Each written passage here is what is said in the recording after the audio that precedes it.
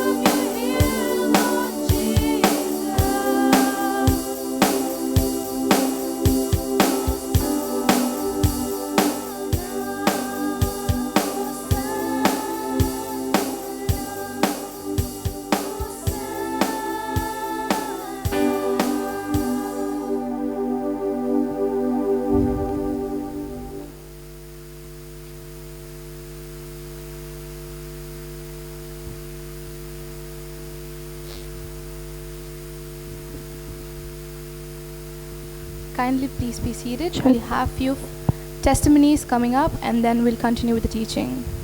Thank you. Okay, so hi everyone. My name is Maria. And Okay. I'm usually a very, very shy person, and me standing up in the middle is nothing short of a miracle.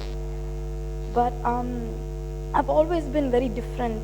I've always been very different from the crowd, and because of that, I've never been a child who was in any group. I've always been the lonely child in the corner. So because of that, I've always been very lonely, very very different from everyone. But as I grew up, I also became the normal Christian. Any normal Christians in the house? The normal Christian. You go to church, what father stands and talks here, you listen for 1 hour, go outside and it's forgotten. That was me. But as I grew up, I met this girl who came into my life, and she shared Jesus with me. And I attended one of Brother Johnson's retreats, and when I started learning the word, and I came across the scripture, Jeremiah 1:5, which says, I have appointed you as I have formed you in the womb. I formed you in the womb. I knew you, and I set you apart, and I appointed you as a prophet to the nations. When I came across that scripture, I realized that God has set each of us apart for His own glory, and that no matter if you are different, we are all different in what we do. That's because we're gifted by God with our own talents. But that talent is a blessing that we're supposed to use for His glory, and not to isolate ourselves or to not fall into loneliness, but to use it for the community of God, to grow His kingdom and for His glory. So that's when I started listening to teachings, and Jesus touched my life, where that empty void that was in me that nothing could fill. My parents were there with me. I had my family was there, but even they could only see that the quiet girl. I was always known as being the quiet, good girl from outside. People always thought that. But inside me, no one knew that I was lonely and I was broken. And only with the Word, when I came to study the Word and I knew that I am set apart for His glory, that's the one thing that filled me and touched me. And ever since then, it's always been for His glory. And my life has not been so full and fruitful and so filled with joy as compared with living for Christ. So thank you. I don't know if I've made enough sense, but praise God. Praise the Lord. As she said, she was lonely. It was not just one scripture. That one scripture must have opened her heart to know more about Christ. Is that right? Yes. How long were you listening to the teaching every day? No particular time. Throughout anything that I'm doing, I'd listen to it, or even when I'm sleeping, it'll be playing in the background. Now, do you understand? What changed her life was not just one scripture that touched her, but the CD being played even when she's sleeping, even when she's awake, and the more and more the word is received by the Spirit, the more and more the person's life gets changed. God bless you. Praise God. Hallelujah. Who's next? Jessica. Come, Jessica. Okay, Shruti, come. No. Andrea. Okay. After that, Lawrence, you are coming. Yeah. So I'm also a really quiet person. I'll hold it for you. Okay, thank you. I'm also a really quiet person. I always used to be quiet in school, but I also used to be a different person at home. I remember I went through a lot for like the past 4 years where my parents split and stuff, but they got back together, and that kind of tore me apart. And I remember from one night ritual, my life has changed completely, and I feel much more different.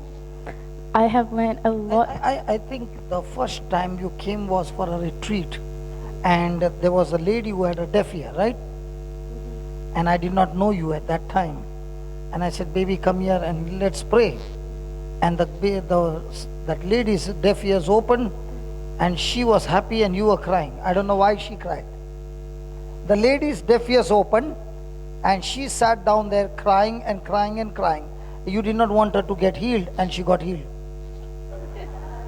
Why were you crying? No, I'm actually not sure. Something just went through. I felt something just going through me, and I just sat down and started crying. And I know I couldn't stop crying. And then brother had to pray over me to stop crying. And that was the first time you realized that God answers prayer. Yes, that was the first time I realized God loved me. I always knew God loved me, but it just felt more powerful. And after that, I just felt so much more better. I've learned so much more about the scriptures, coming and sitting down, hearing brothers' jokes. Jokes? Okay. And that's... And your life has changed. My life has completely changed. I see the world differently, in a better point of thing. And how old are you? 24, 27, 30? I'm 14. Isn't that amazing at 14 to get the touch of the Lord? And what did you feel that day when you saw with your eyes the deaf ears opening? I've always, ever since I was young, I knew Jesus was alive and I knew that he had the power, but I never had that faith. And then the first time when I met brother, when he prayed over me and he called me to go heal a person, I was just like, okay, I don't know. But for some reason, when I felt something flow past, I had the faith. And then when that lady got healed, I was just like, okay, that's kind of strange. And that's one of the reasons why I think I started crying, believing. I finally believed Jesus was there next to me, sitting next to me. And you could not see Jesus? No, but I had the faith that I believed that he's sitting next to me. And that changed your life? Yes. So how are you in school now? I'm growing great. Have you been able to touch your friends? Yes, I brought my friend here with me and she's been coming most of the time. Her life has changed as well. Yes. Praise God. God bless you. Yeah, Lawrence, you can come. Who else is there for testimony? Yeah, come. Just small time. Yeah, come quickly. Yeah, tell us what's your name? My name is Abby, and last year I did meet Brother Johnson in one of the retreat. The first time when I sort of attended the retreat, I was sitting at the last bench, and I've never seen Brother Johnson. And I was initially listening to his preaching and the word of God, nothing did strike me. And really speaking, when I saw him first time, I thought, is he really a preacher or something? That is frankly I'm speaking, first time when I saw him, Then I was having this asthma, asthma guy. So I'm the asthma guy, so he really knows in that way. So I did come, I thought, okay, let's just give a try and see what happens. So I was unable to sleep during the night. I was because of this breathing difficulty, I had to sit up and sort of take a deep breath so that I could breathe on. And then, so I came in, so I thought, let's just give a try. I was standing in the line, and my turn came, and there was the other doctor who was also sort of singing hymns, and brother challenged the doctor, have you seen an asthma guy being healed without any medications? And he prayed over me, and he sort of told a scripture from the Bible, Matthew chapter 17 verse 20. If you have a faith of a mustard seed, if you ask a mountain to turn or just crumble, even though if you don't see it be crumbling from outside, it will be crumbling from inside, and within no time you wouldn't see that mountain at all. So it struck me very badly, and I kept that faith. Yes, sort of very badly, and it turned me, and I trusted in that. Like, even though I didn't feel it, I didn't feel any better during that time, I was like feeling better within few minutes. And the next day, I was like breathing very well, and like he made me run like pretty much laps around the whole church. I'm sorry. Yeah. So he, running 2 laps over the whole church without non-stop with a great pace, I was like feeling great. No breathing difficulty, no issues, and I was like pretty much changed from with the whole soul and as well as the whole body. So I totally like, the moment the scripture comes, pretty much I feel sort of pumped up. So like something's happening into me. So that's So that. after that, how many times you had an attack? Nothing. It's gone Nothing. Gone forever. Gone forever. So I was like waiting to give a testimony. I've given a testimony at that point of time, and I was like waiting for brother to meet him and say thanks as well. So this is the time like I get to see him. Like, it was totally an accident when I came today this morning. And you did not like my face. I didn't like sort of, And when even today you you expect priests and everyone to like, give look that. like a priest. Yeah, priestly, but Not like a rowdy. um, Doesn't matter. Praise God. Thank God. God doesn't look at the outer, He looks at the heart. Hallelujah. Yeah. Not the big length, okay? First of all, I would like to thank God for bringing me to this ministry. I've been going to Divine Retreat Center, Pota, for last 20 years, and many miracles took place in my family, my whole relatives, because of Pota retreats. I accidentally went to Brothers Retreat 3 years back and came to know that he's coming again here, and I got answer to my question, which if I had not attended his retreat last Saturday, I wouldn't have known. I thought Christian life, because there have been so many miracles, I said, that is Christian life, you have persecutions. So going to Pota and all really gave me all the answers and miracles in my life. But last Saturday, and the preaching was there Saturday and Sunday. So Sunday I had no plans to go, Saturday only day. And while by the end of the day, brother asked one lady in the front, he asked her, how long you have been going to church? She said, lifelong, 50, 60 years. He said, I'm going for last 20 years seriously. How come I'm able to heal people and you going to 50, 60 years, you are not able to? That made me think. And he told what happened to his life, how the answer I got, which I never got, and I thought I'll only get in heaven, I got it last Saturday. It is through reciting and being with the scriptures always on your tongue. That is the magic of grace of God. And the CD which he has over there, I've been listening for 3-4 years, really transformed my life. I have collected many CDs, and I've been talking over WhatsApp and phone to all my cousins and relatives in India. You won't believe, everyone said, we read the Bible every day, but only for 3 minutes during family prayer, that's it. I said, no, spend time with it, give it more attention, and they all started doing, because of only one retreat I attended last Saturday. And we said, nobody told us this thing, how much important the scripture is, everything, and they are all on fire just because of that one retreat I attended. And I thank God my life is not the same anymore. Hallelujah. Hallelujah. So, welcome back. How many minutes I've got now? My time is over? I've got 2 hours I got. 2 hours, okay.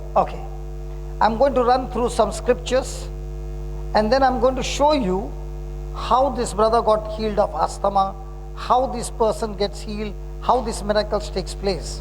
And once you understand this is how it takes place when it comes to sickness, everything is the same. And today we will have the baptism of the Holy Spirit, but that also can be received in the same way. Praise God. Are you ready? Yeah. Just put the slide, Baba.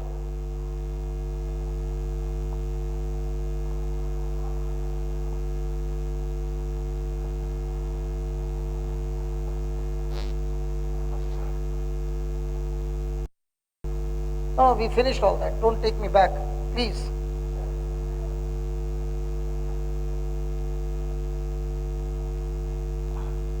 We finished that.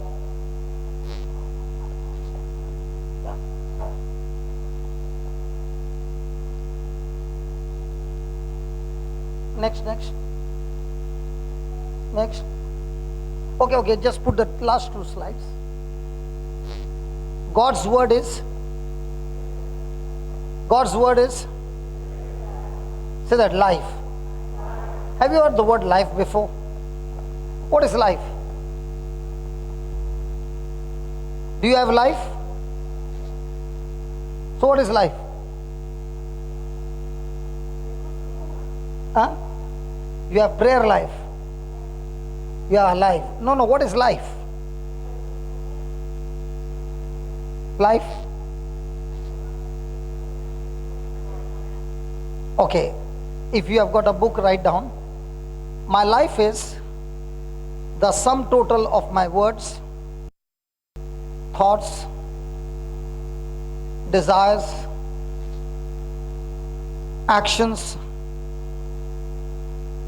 my will is life. So, my thoughts, my words, my desires, my actions, my will, the total of it is my life. So if Jesus came to give life in abundance means what? He came to give us His word, His thoughts for me, His actions for me, His desires for me, His will for me. So when I exchange that from my words to His words, from my way of thinking to His way of thinking, from my actions, carnal actions, to spiritual actions, my dreams, my desires change to His desires. So now what did I receive? God's life. Are you understanding? So I have my life which is carnal, but the moment I take His word and renew my mind and make His word the center of my life, now His life is flowing in me and it is manifested in my everyday lifestyle. So Jesus is saying that His word is what? Spirit. And having what? God's life. So if I take His word, then what is His word? Full of His Spirit, full of His life.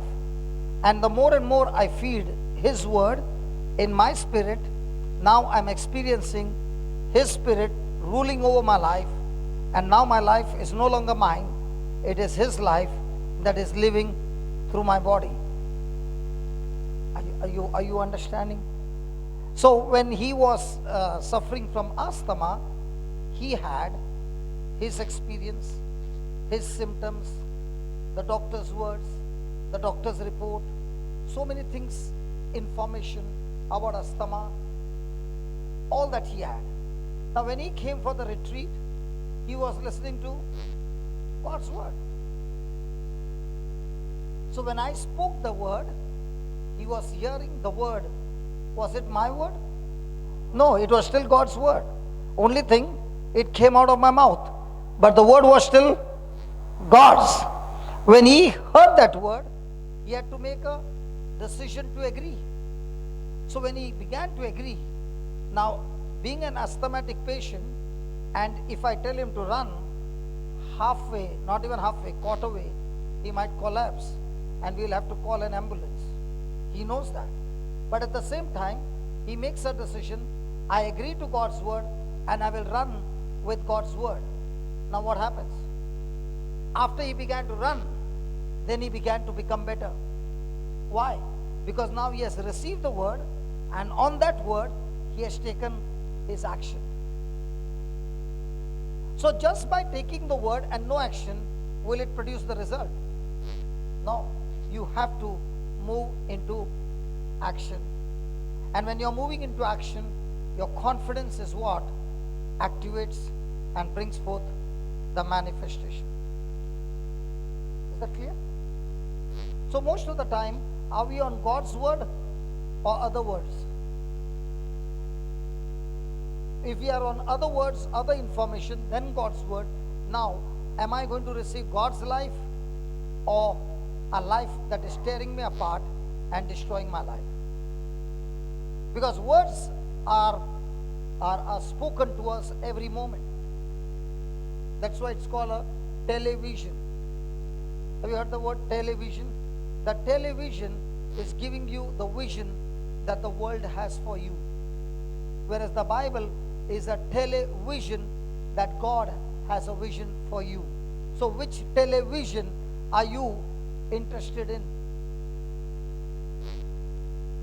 So when you are reading the Bible, He is talking to you, His vision for your life. And when you read that and make it your vision, now your thoughts have changed, your words have changed, your desires have changed, your actions have changed, everything has changed, and in no time, you are now seeing what He promised you has begun to manifest, because His word is not dead, it is spirit, alive. Next, God's word reveals reality, spiritual.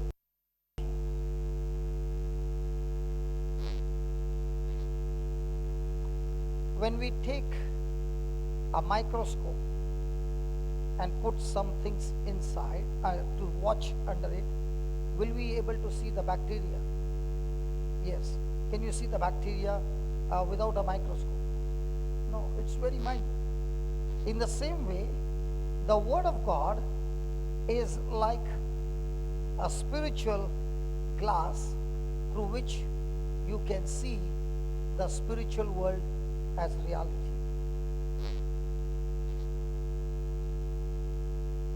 And that's why we need all the time the spiritual word.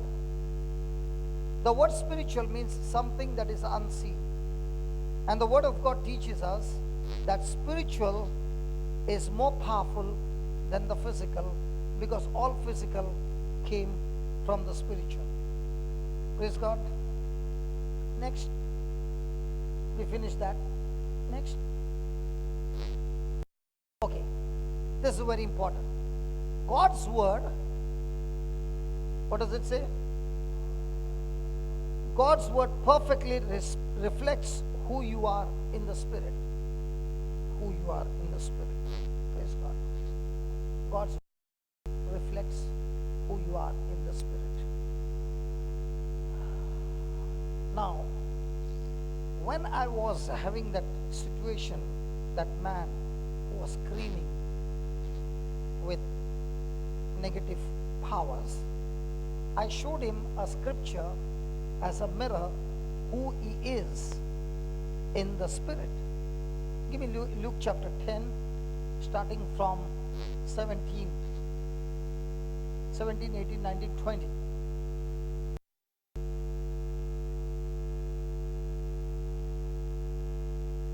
And the 70 returned again with crying and sorrow, saying, Lord, even the devils beat us up and broke our bones, and we were completely finished.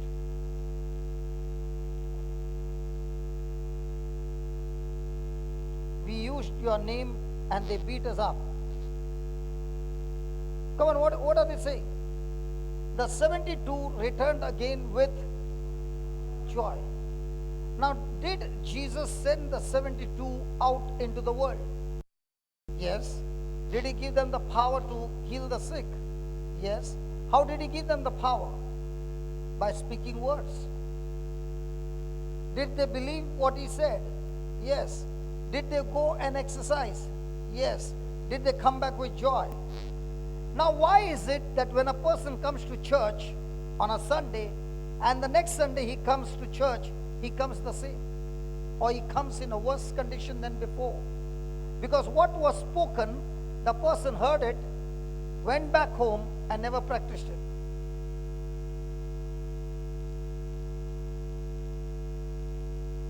How do I know which are the people who believed in what was taught today? When a person is believing what was taught, he goes home, opens the notes, and starts studying them from that moment on and puts them into practice, when he comes back with joy. It's not the number of retreats that you attend that will change your life. It is how much have you received, and how much have you believed, and how much have you practiced will come back with joy. So these 70, Jesus spoke to them and they came back with joy, saying what? Lord, even the devils are subject to us through our name. Through our name. Through our name. How many times people look at a person, he's powerful? Oh no, none of us are powerful. His name that we use and we believe is what makes powerful. Amen? Then, and Jesus said, beheld Satan as lightning fall from heaven. Then, behold, I will give unto you. Did he say, I will give unto you, I give you? Or I have given you the power to tread on serpents and scorpions and over all the powers of the enemy. Some power or all the powers of the enemy. All the powers of the enemy. And nothing shall by any means hurt you. But what are we saying? So according to this scripture, who is supposed to be in charge?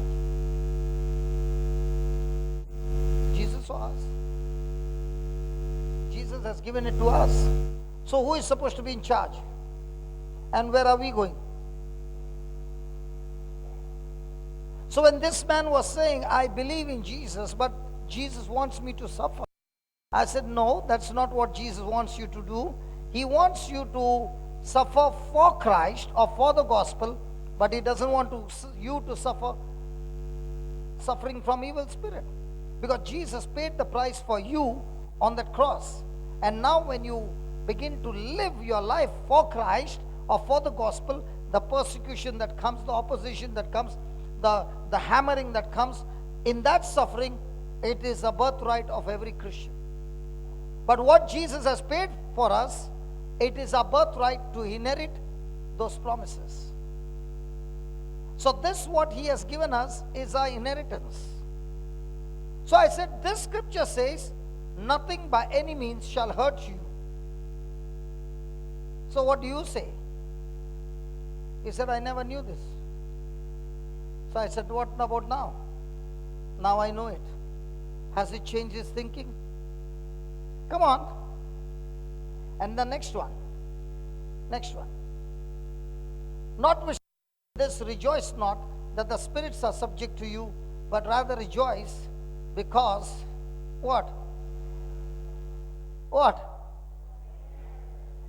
So we who are in Christ Jesus, is our names written in heaven. What are we rejoicing for? Dollars or name written in heaven? Hey, come on. Hey, what are we rejoicing for? Dollars. We rejoice for our names are written in heaven. When we become heavenly minded, then we are full of joy. Hallelujah. Now, does this, what we read, comes to us as an inheritance, or we sweat for it? So now, has the mirror reflected to us and said, your name is written in heaven? Did you work for it? No. Did you earn it? No. Who worked for you? Jesus. And what did you do? You believed in his sacrifice. Everything from God, his kingdom, can be downloaded by a person by believing in the mirror. I don't know about you. My name is written in heaven. Somebody came to me, many a times people come to me and says, you know, there has been a curse in my family, there's been a curse in the ancestors, and that's why my life is in a mess. So I tell them a question. What do you think, how many murders did your ancestor commit? 10, 20, 50, 100? Your ancestor killed about 100 people? They said, no, not yet killed. So I want to show you a person who killed more than 100. And his name is Paul, who was Saul. He killed the Christians. Not even his ancestor, he himself killed them. And that Saul, when he encountered Jesus, Jesus not only forgave him, he said, Saul, I don't remember your sin anymore. If Saul had no curse, no bondage the day he met Jesus, I don't know about you. As for me, all my curses and bondages are nailed on the cross, and Jesus has set me free. That's what the mirror is saying to me. What happened? You wanted to ask a question? The way you stood up, I thought you want to ask me a question. I'm sorry. But she stood up at that very moment. I thought, why is she asking a question? Because whenever the ancestor curse comes, people have a lot of questions. My question to you is, did Paul say, my hands are clean? Yeah. How can a person who committed so many murders say, my hands are clean? Because he believed what the mirror said and not what others said. Even that clapping is not coming, because I know why it's not coming, because there is a double-mindedness. I have learned from so many people about bondages and curses and ancestor curses, and you make it so simple. It is simple because it's written over there.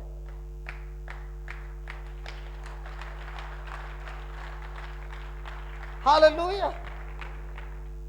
Like the sister asked, that lady who has been in church all her life, and the kind of life that I lived, I should be under curse. So what's the difference? I look at the mirror, inherit, and act. She has not seen the mirror at all. How does it look that your great-grandfather has deposited a big amount in your account and you never know about it? Will you ever be able to enjoy it? And let's say your father and mother had a big property. They left this planet Earth and they went. Now who gets the property? The neighbor's children. Who gets the property? Only if you get it transferred. What if you don't get the documents done? Hey, in Australia it's oral or there are documents? Then how come they are so dumb here? You all don't have documents in Australia? Even online, documents are there, no? Here also online, brother. Document should be there. This is also online. Hallelujah. So are we receiving our inheritance? No. And that's why what do? All our life struggle because we don't know who we are, whose we are, and what He has given to us. And that's why all the time we are ending up beggars. If a person is a believer, he doesn't need to beg. He believes and those things will be manifested. Hallelujah. Look at your neighbor's eyes and ask your neighbor, are you a beggar or a believer?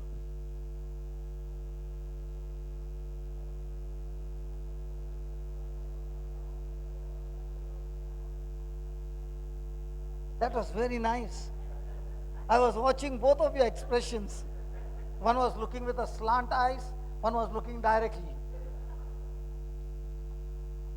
That was good. Just put the slide. Hallelujah. Now, what is this, what we just read? Did He say you will be able to overcome all the powers of the enemy? Now, do we have the authority? Yes. Do we use the authority? Give me Mark 11:23 quickly. That sister over there, you got a mask on your face. What's your problem?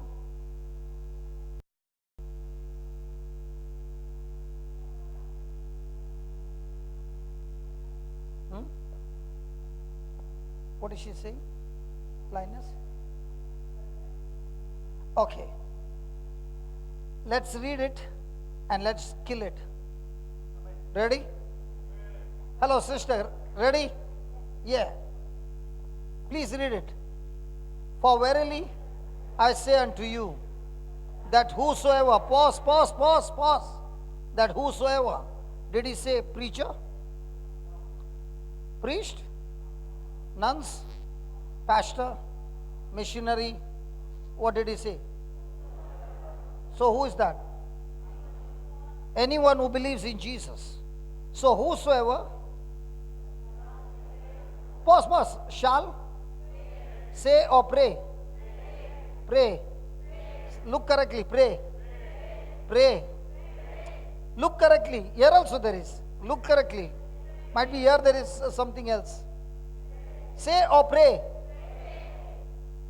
Say to the mountain or pray about the mountain? Ask your neighbor, what were you doing all these years?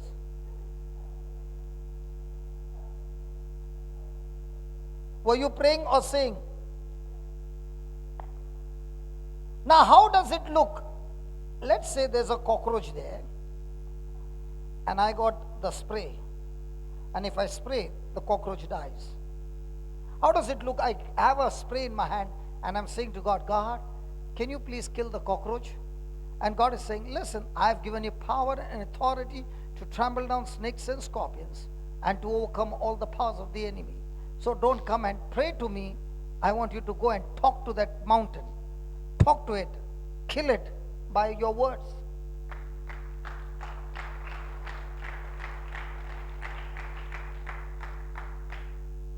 Not everybody clapped here. You know, the recently, a person gave me a gift of honey. And 2 days back, I was asking Sister Tanya, Australia is famous for honey.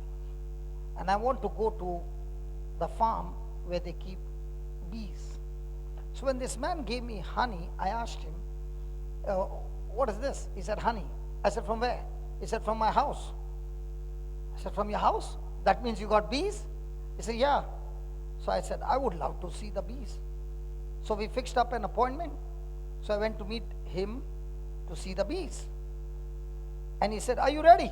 I said, yeah. And I'm thinking now, what is he going to give me to wear? And he says, we are going just like that. I said, without protection? He said, absolutely without protection. But there are some rules in the game. The first rule is, you must have extreme peace in your mind. I said, that I got plenty. 2, you must love my pet. They are my pets. You must love them. If you hate them, they will kill you. 3, if you got any kind of bitterness, let's change the appointment. I said, no, all the 3 conditions done. So he said, come on, let's go. So I said, are you sure we are going just like that? He said, yes. And I said, are you sure you're going to touch those bees? He said, yes, they are my pet. I love them. So I said, if he can touch, then I can also touch. So he went there and he opened his box, and one tray he opened, and I kept looking at him, and the bees all flying around, and I'm saying, I am supposed to love you. Praise God. I'm not supposed to hate you. I'm supposed to keep my cool, keep my peace. And after some time, I asked him, can I touch them? He said, why not? And he gave me a tray with only 4,000 bees. And he took a handful of them and left them on my shirt. And they were moving all around. And I was wondering, Lord, when one bee comes, I'm on an alert zone, and now there are 4,000 all around in one tray. And that's the time I realized that it is I. When I make an action, there's a corresponding action, reaction. And I found that so beautiful that I was playing with those bees. And then after the whole thing was over, he asked me, have you been with the bees before? I said, never. So he said, you're a good person, full of peace, full of love. That's why the bees did not even attack you. Praise God. Hallelujah. Now, question, did I believe his words? But what about my past experience? I've got sting from a bees before this, and it's really painful. Then I asked him, supposing if these bees decide to bite me, what will happen? He said, you will be dead. If the whole group comes after you to bite you, you will be dead. It's very dangerous. So I said, that means I believed your words, and because I believed your words, my action was based on what you said. Was I able to overcome irritation of one bee? Now here there were 4,000. Are you following what I'm saying? Are you following what I'm saying? But had I experienced this before? No. I had to take an action? Yes. In the same way, Jesus is saying here some words. Am I ready to change my past experience and get on to this word and take that action?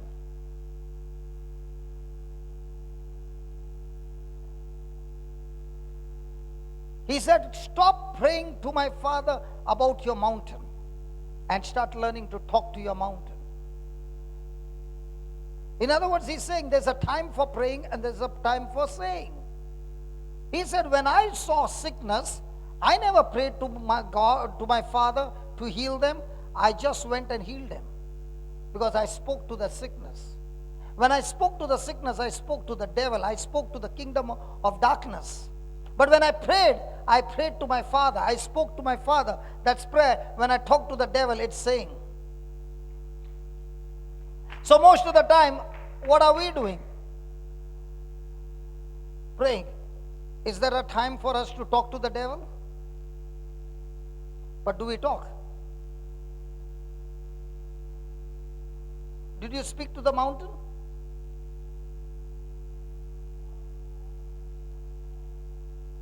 From now on, will you speak?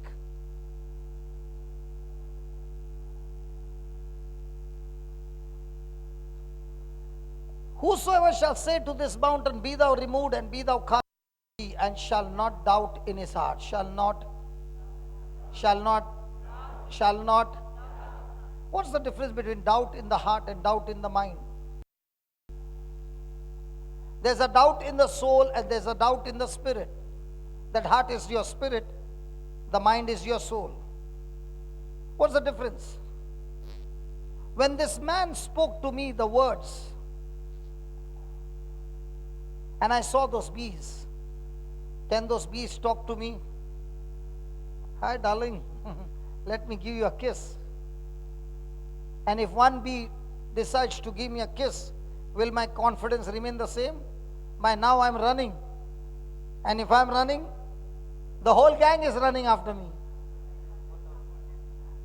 Now, am I at rest or am I at supernatural unrest?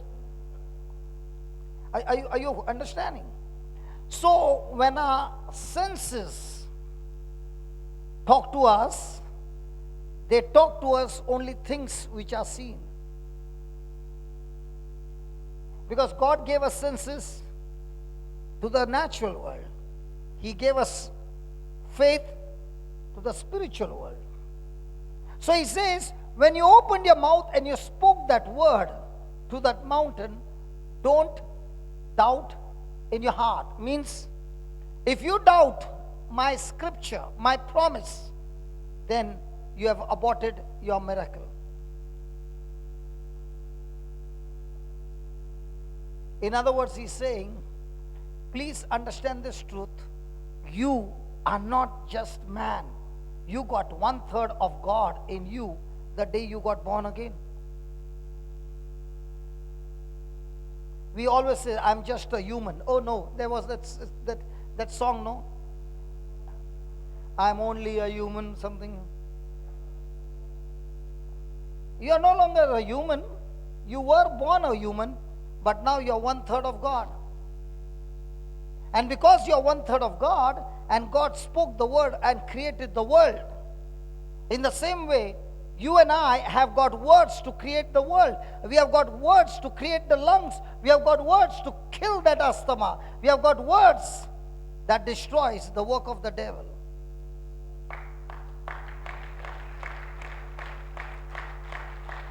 Hallelujah. So he says, do not doubt in your heart, but shall believe what? What he said shall come to pass. So do we speak the things that are in our favor to come to pass, or do we speak the negative things to come to pass? Under pressure. If you are under pressure again and your loved one is troubling you, what do you prophesy? Under pressure, you are extremely angry. Now what kind of words of prophecy will come out of your mouth?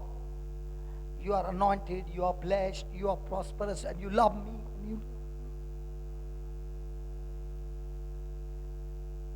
You don't know what will come out. Never had an experience.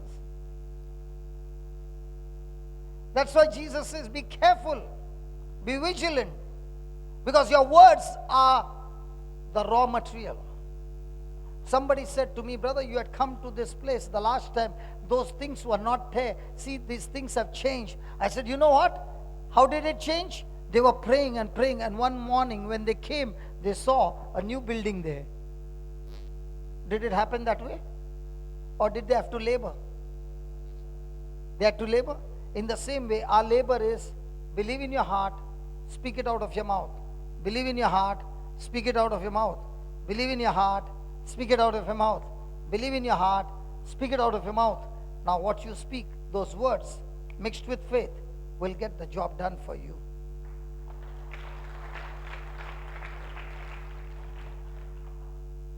So most of the time, do we speak what we desire, or do we speak about our problem?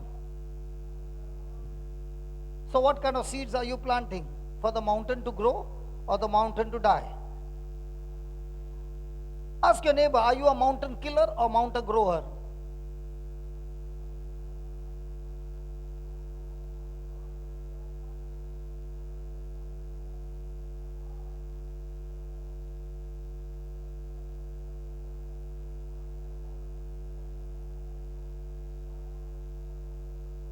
I'm looking at you too. Mountain grower, mountain killer? Huh? Sure. The expression on your wife's face doesn't show that. Because she did like this to my eye. Hallelujah.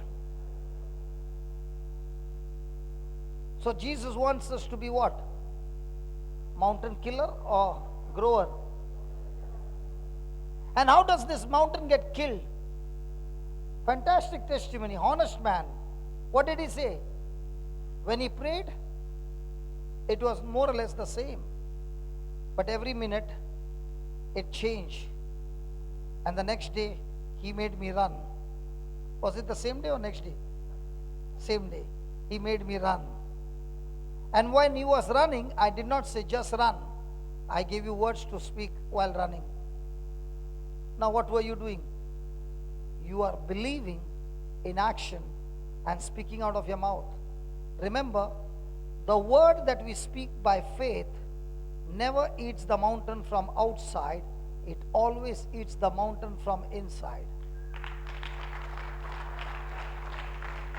Because when Jesus spoke to the fig tree, the word did not kill the tree from the outside, it killed the root first from the inside.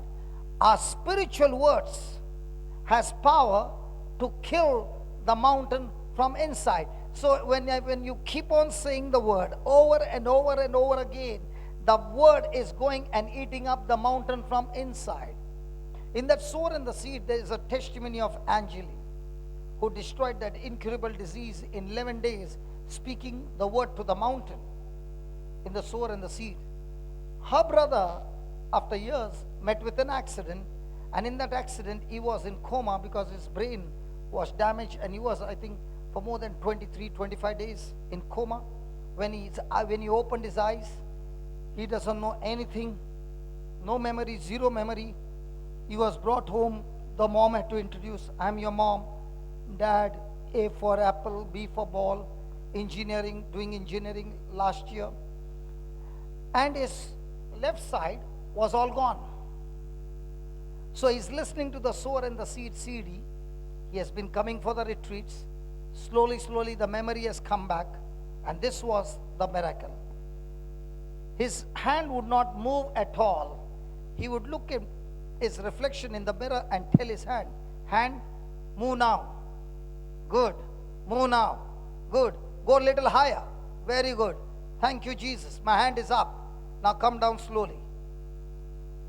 He would speak the words, and his hand had no life. Because all these nerves, where there is the distribution of the nerves, the box, the junction box, that was destroyed. So the doctor said, never will it ever work. And this boy used to do it in front of the mirror all the time. And after a month, for the first time, his thumb moved. When he saw his thumb move, he said, hey boy, this formula is real, it works.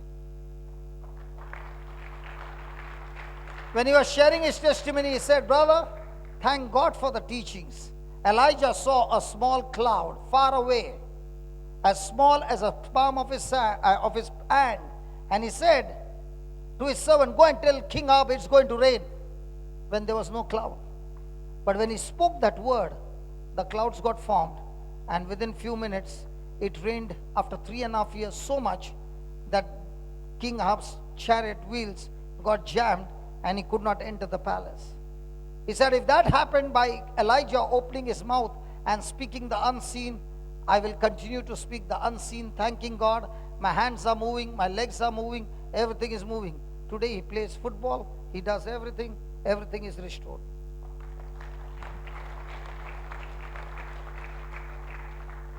Once you understand this formula, that when you agree to the Word of God and get your mind into agreement, the power that you need to recreate even your dead organs is inside of us.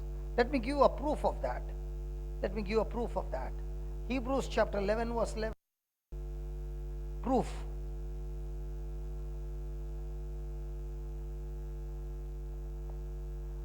Through faith also Sarah herself received strength to conceive and was delivered through, what's the first line? Through? Say that again. Through? Again. That means in the natural, it's dead.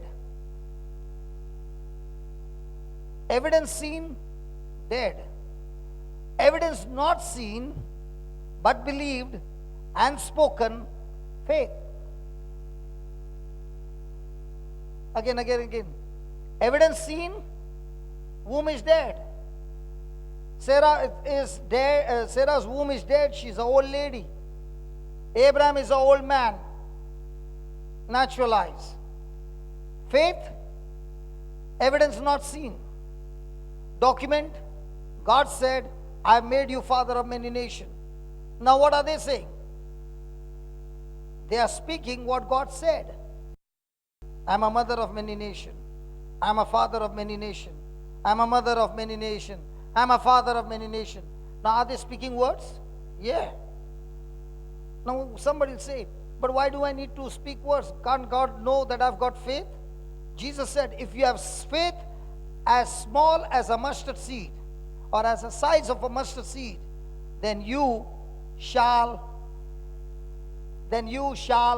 say. Faith, when spoken, gets activated. Faith, when not spoken, no activation. For example, I have the faith that that brother can get healed of asthma, but I don't speak the word. He goes back home with that asthma. Are you understand what I'm saying?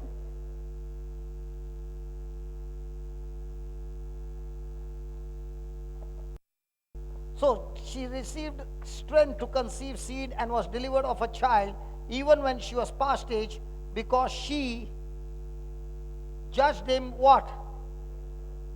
Now, do we believe that God is faithful to His promise? But the question is, are we faithful to His promise? He is faithful. We are faithless. Or we are faith empty. Or we are faith negative. So He's looking for whom? He's looking for people who have faithful. Hey, just give me the previous verse. I missed something. This is the key verse. The previous, Mark 11:23. Sorry.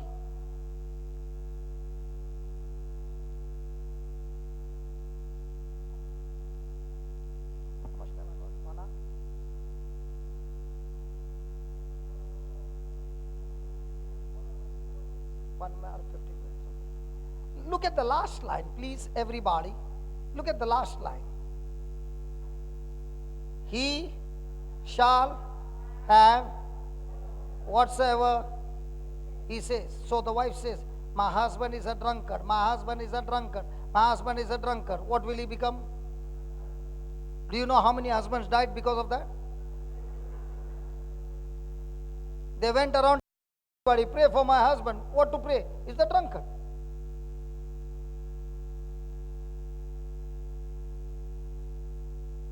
Can you touch your neighbor and say, you shall have whatever you say?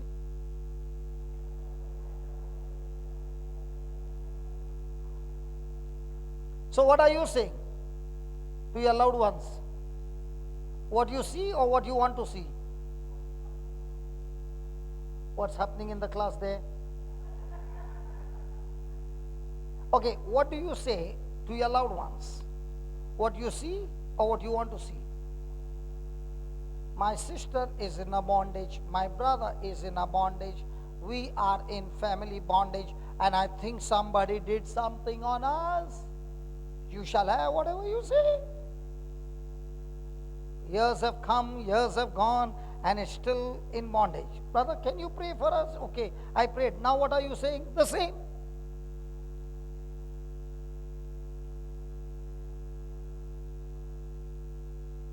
If I understand this one line, my retreat is over. I shall have whatever I say. So do I have the authority, power of attorney from Jesus? Yeah. In His name, I shall have whatever I say. Give me the next line, Baba. 24.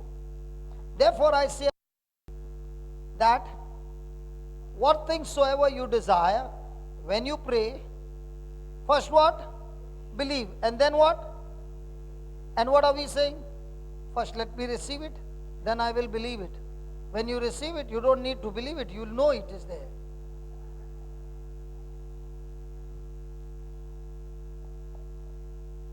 So can we believe marriage is restored? Yeah. Can we believe that our children are blessed, anointed?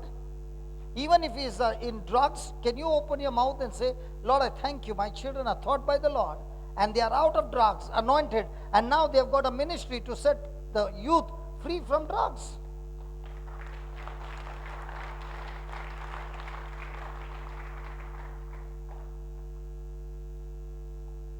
And what are we saying? We are saying exactly what the devil wants us to say. Because the devil wants us to play the game with using our senses.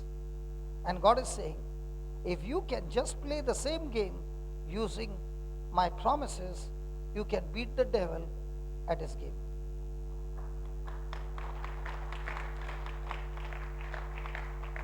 So how many times do you go around saying, I'm jobless, I'm moneyless, dollarless, mindless, senseless? If it is senseless, good, faith more. Hallelujah.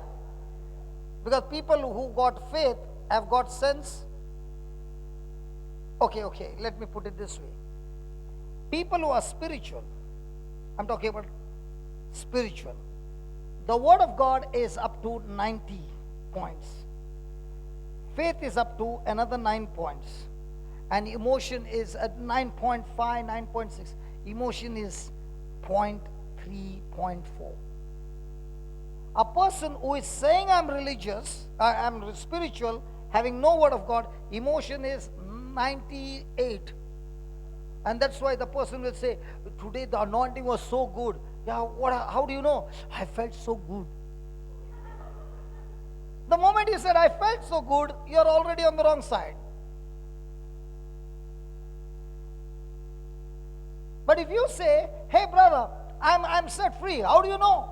Because I just read the scripture which said, nothing shall harm me and my name is written in heaven. I read it and I'm fixed on it and I'm going to say this over and over again, and Jesus promised me I shall have whatever I say. I like that. Yeah, good. That's why, yeah, I understood now. I'm going to get him. Praise God. I'll use the rosary and say, Lord, I thank you that you have given me the power to trample down snakes and scorpions and to overcome all the powers of the enemy. All my members of the family, my neighborhood, all on fire for God in Jesus' name. And she's going on saying it on the rosary beads every day. Yeah, you want to say something? Yeah.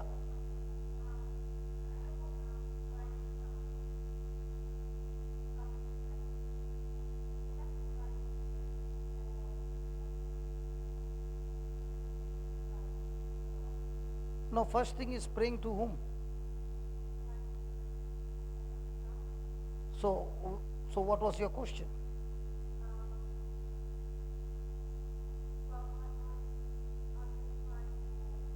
For me, let's say, for me. Okay, then?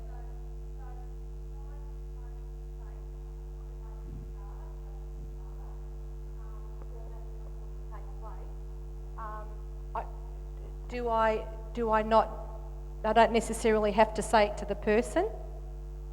I was a gone case. I'll give you my example. I was a gone case. If my wife had to talk to me about prayer, the book would go out of the window. So there was no way she could talk to me. Yeah. Okay? Yeah. But she had a hotline directly with God.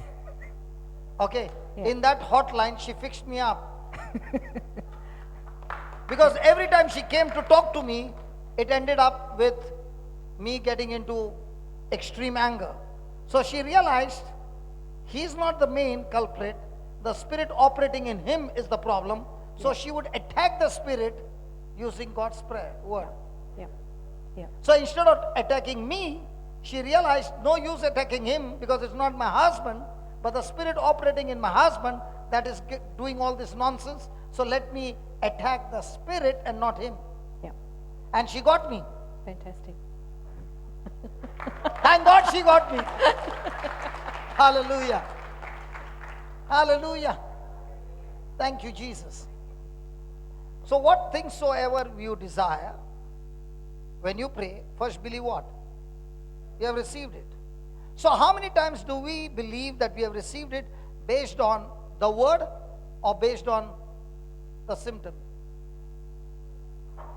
See, when a person, you finish your prayer. Let's say I prayed for Lawrence. Praise God. I prayed for Lawrence. The prayer got over. And Lawrence must have not experienced anything.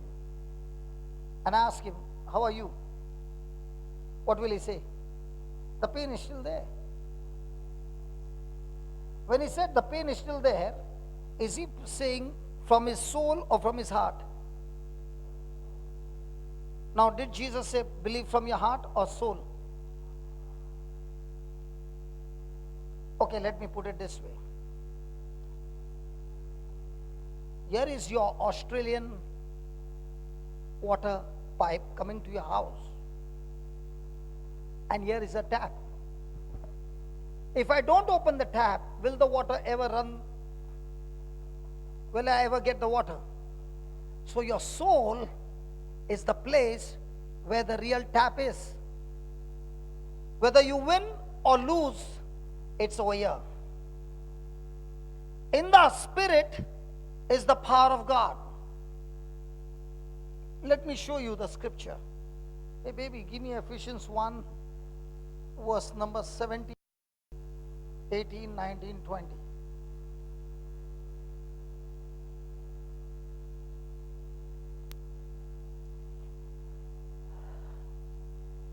the eyes of your understanding being enlightened, that you may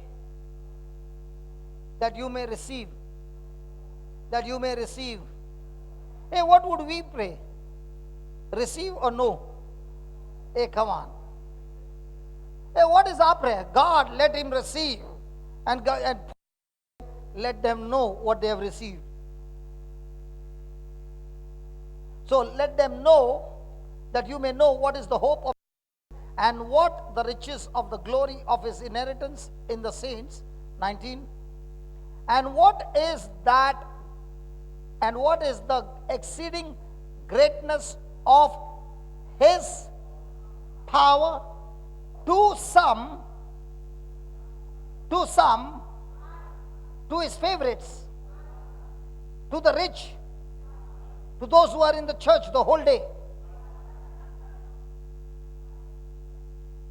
to ones who preach, to ones who are on the camera, the choir. No, he never said all those. To us word, who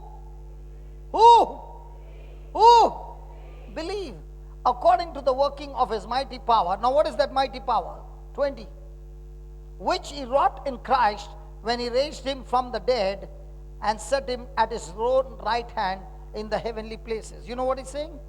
The power that God used to raise Jesus from the dead, that power is given to us who believe in him.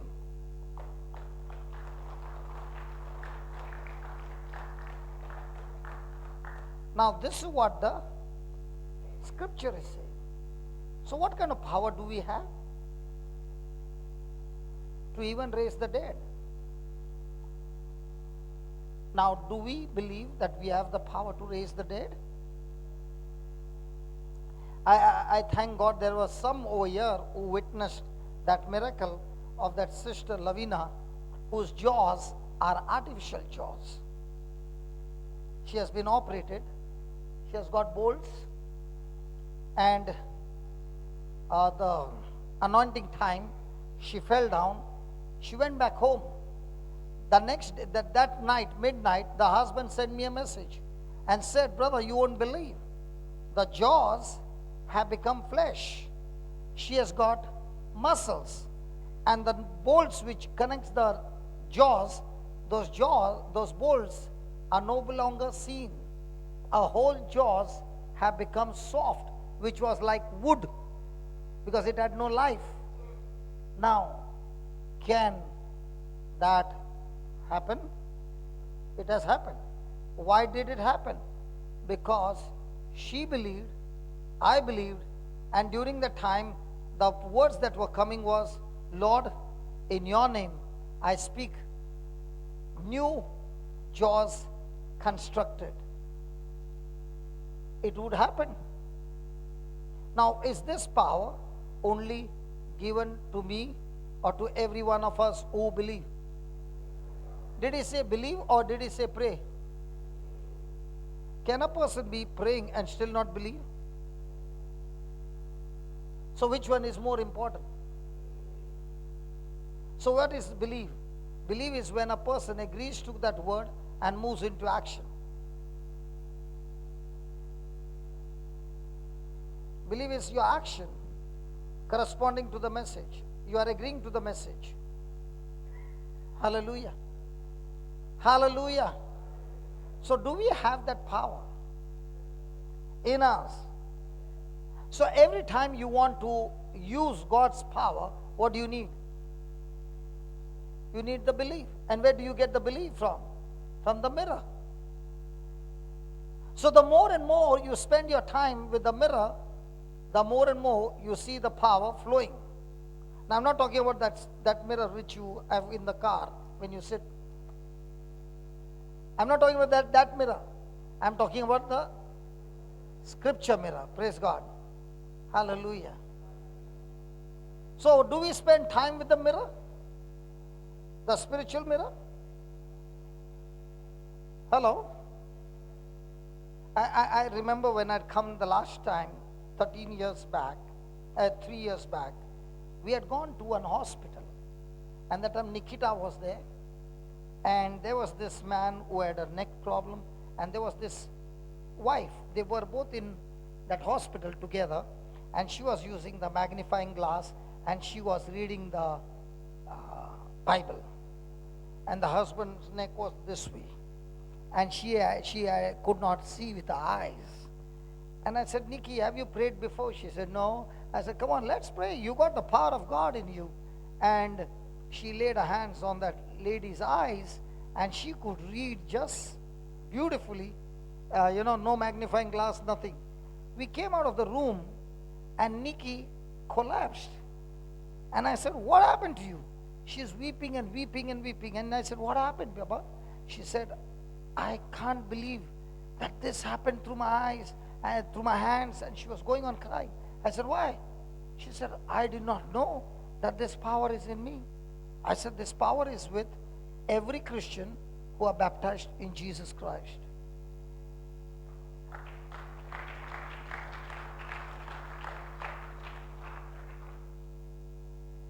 Do you have any pain?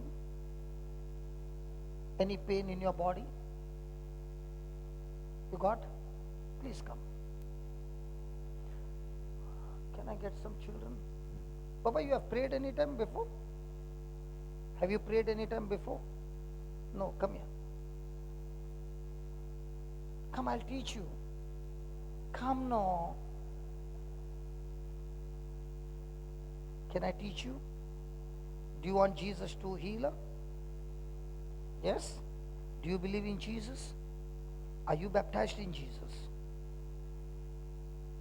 Do you love Jesus? Hold my hand and say, Jesus, I love you. Thank you that you are dwelling in my heart. Thank you. You have given me your Holy Spirit, and I love you. Jesus, you have given me the power to heal the sick, and I'm now going to exercise my faith. I thank you, Jesus. Amen. I'm going to show you one scripture, okay? You read it, then we pray, and she'll be healed. Ready? Just put that on the slides, John 14. On the slides, just slides after that. Putting.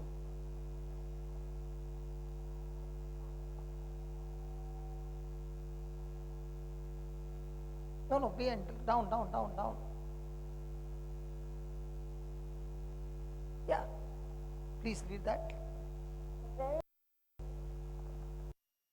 I say unto you, he that believeth on me, the works that I do, shall he do also, and greater works than these shall he do, because I go unto my Father. Who said this? Jesus. Jesus is saying to you, because you believe in me, Jesus is saying, not only the things that I did, you will do as well.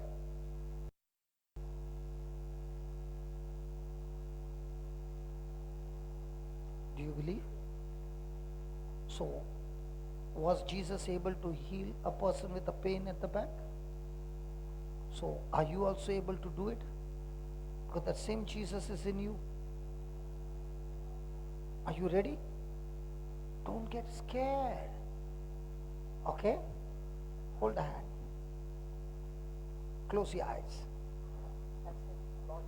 Lord Jesus, I thank you. I worship you. Lord Jesus, you said I can speak to the mountain to be uprooted from the root, and it shall obey me. I doubt in my heart. So, Lord Jesus, in your name, I speak to this infirmity, to this sickness. Get out of her body. Yes, get out of her body. Right now. In the name of Jesus. Power of God. Flow now. Flow now. Give her freedom. Holy Spirit, I speak freedom, complete freedom. Sickness, go out. Get out. Get out. The body, be healed completely. In Jesus' name, amen. Yeah, now check it.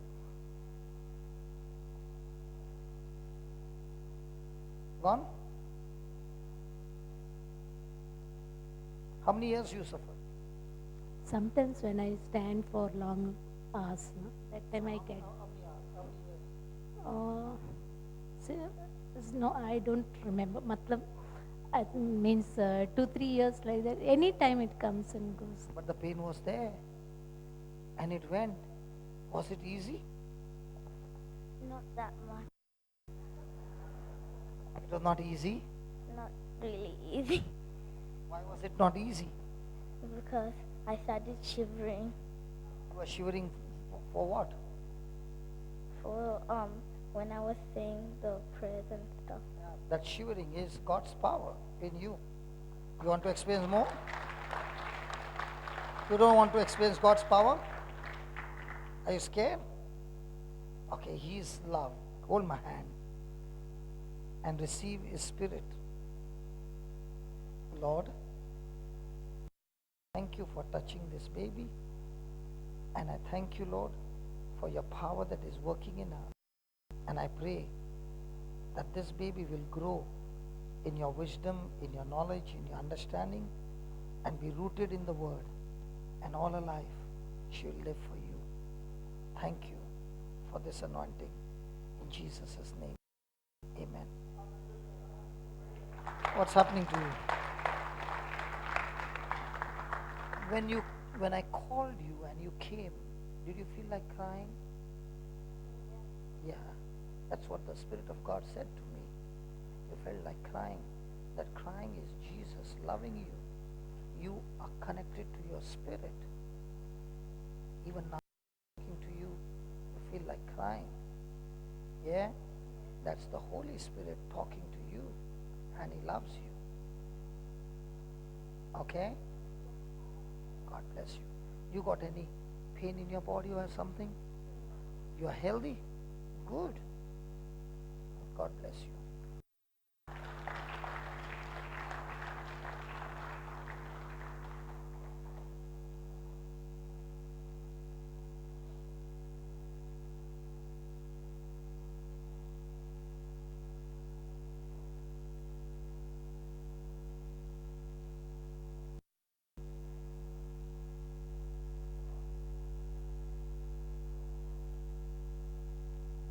Good evening.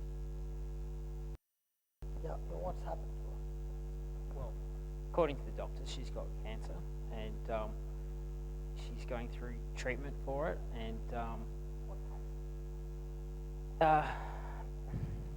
yeah, breast cancer. You know, I guess the diagnosis is not ideal that it's spread, but we've been reminded that God's with us. We did stray a little bit into the sort of physical thinking of it. We've put our spiritual stuff back on side with the help of, I guess, our local church and Linus. And in fact, came around and just reminded us that God's with us, and we feel it. So we don't need anyone's prayers. We don't need it. We feel like, we're on the right team, and we just we'll take everyone's prayers, but we don't need it. We're on the right side. We're on the right team, and we feel it every day. We feel it. We're blessed. We have 2 children that we were told we wouldn't be able to have. We have a roof over our head that we didn't think we'd ever have. Married for 10 years. We're doing all right. But, let's do this. Okay, I'll show you something. Give me 2 Corinthians 1, 3 and 4.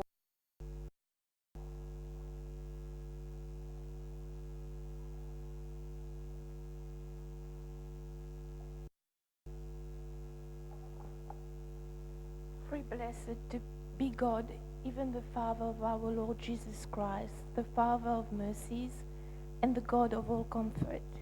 Is He the God of all comfort? So is he going to comfort you? Yes. And then read what he said. Who comforteth us in all our tribulation, So is he going to comfort you in this? Yes. What form?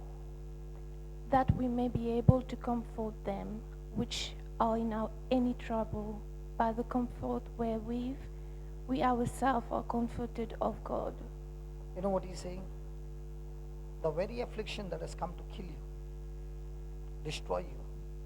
The Father is a Father of mercy, is a Father of. He will not only comfort in the future, you will be going and comforting other cancer patients and telling them your testimony how Jesus has healed you. I am standing here, it's because 20 years back I was comforted. So the comfort that I have received, the anointing that I have received, that anointing is able to now comfort people of any trouble.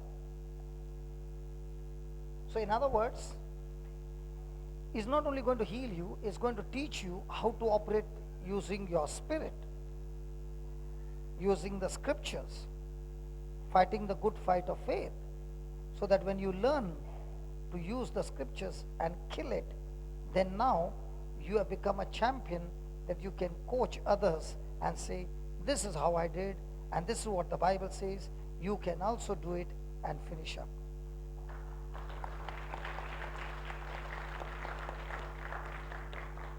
So did you read that resurrection power is in you? So can that resurrection power recreate your organs? Can that mountain be killed from the root? And will you have whatever you say? So from now on, will you say you are suffering from cancer? Or will you say, just give me 1 Peter 2:24.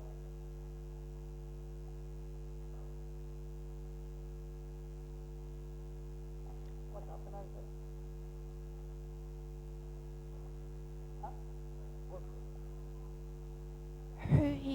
Who his own self bare our sins in his own body, on that we being dead to sins should live unto righteousness, by whose stripes ye were healed. Now God is saying, by his stripes, you were healed, or you are going to get healed. You were healed. You were healed. Okay? Now, when you believe that and continue to believe that, now the power from your spirit will flow into your body and everything will change. So are you ready? Give me a hand.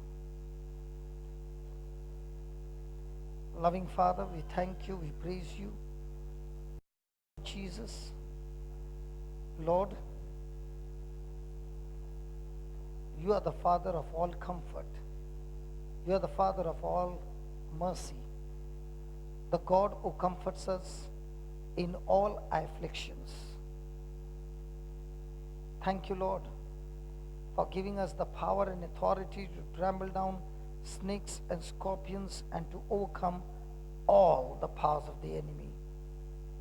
Jesus, the Bible says in Acts 10:38 that God anointed Jesus of Nazareth with Holy Spirit and with power. So he went about doing good and healing all who are oppressed by the devil. Lord Jesus, the sister believes in you. Your Holy Spirit dwells in her.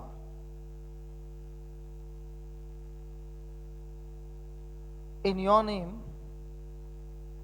I speak to this cancer, I speak to this infirmity, I speak to this spirit of infirmity.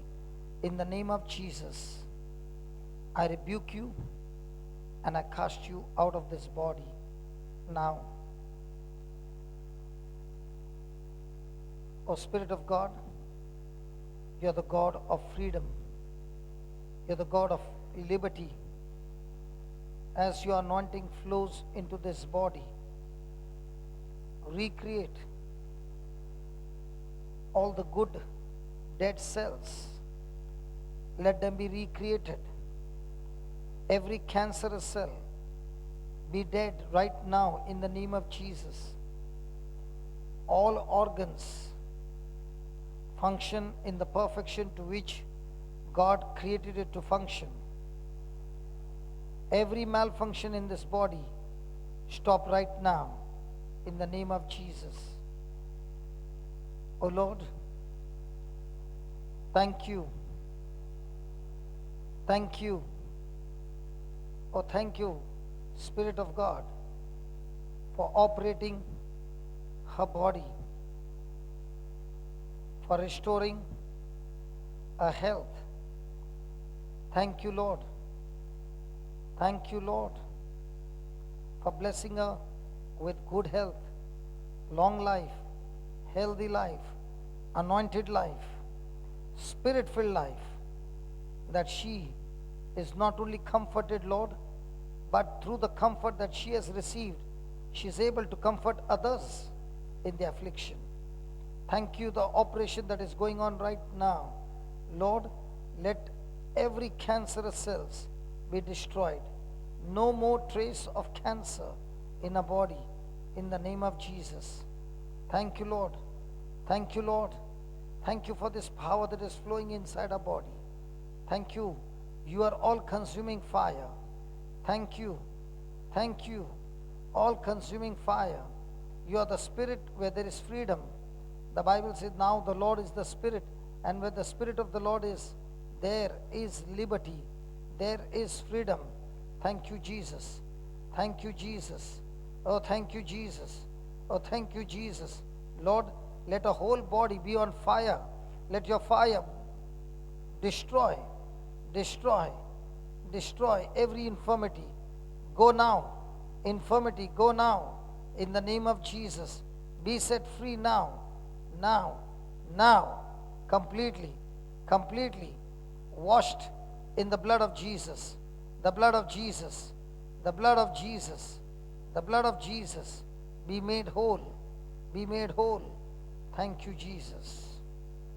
Thank you, Jesus, for setting her free. Thank you, Jesus, for healing her. Thank you, Jesus, for your power has recreated the dead organ and restored the organ back to life. Thank you, Jesus. Praise you, Jesus. Hallelujah. So congratulations. Has the pain left you? I've got no pain.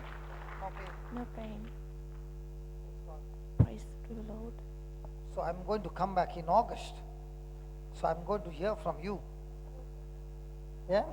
And don't forget that God who comforted you, He has comforted you so that you can go and comfort others who are in any trouble.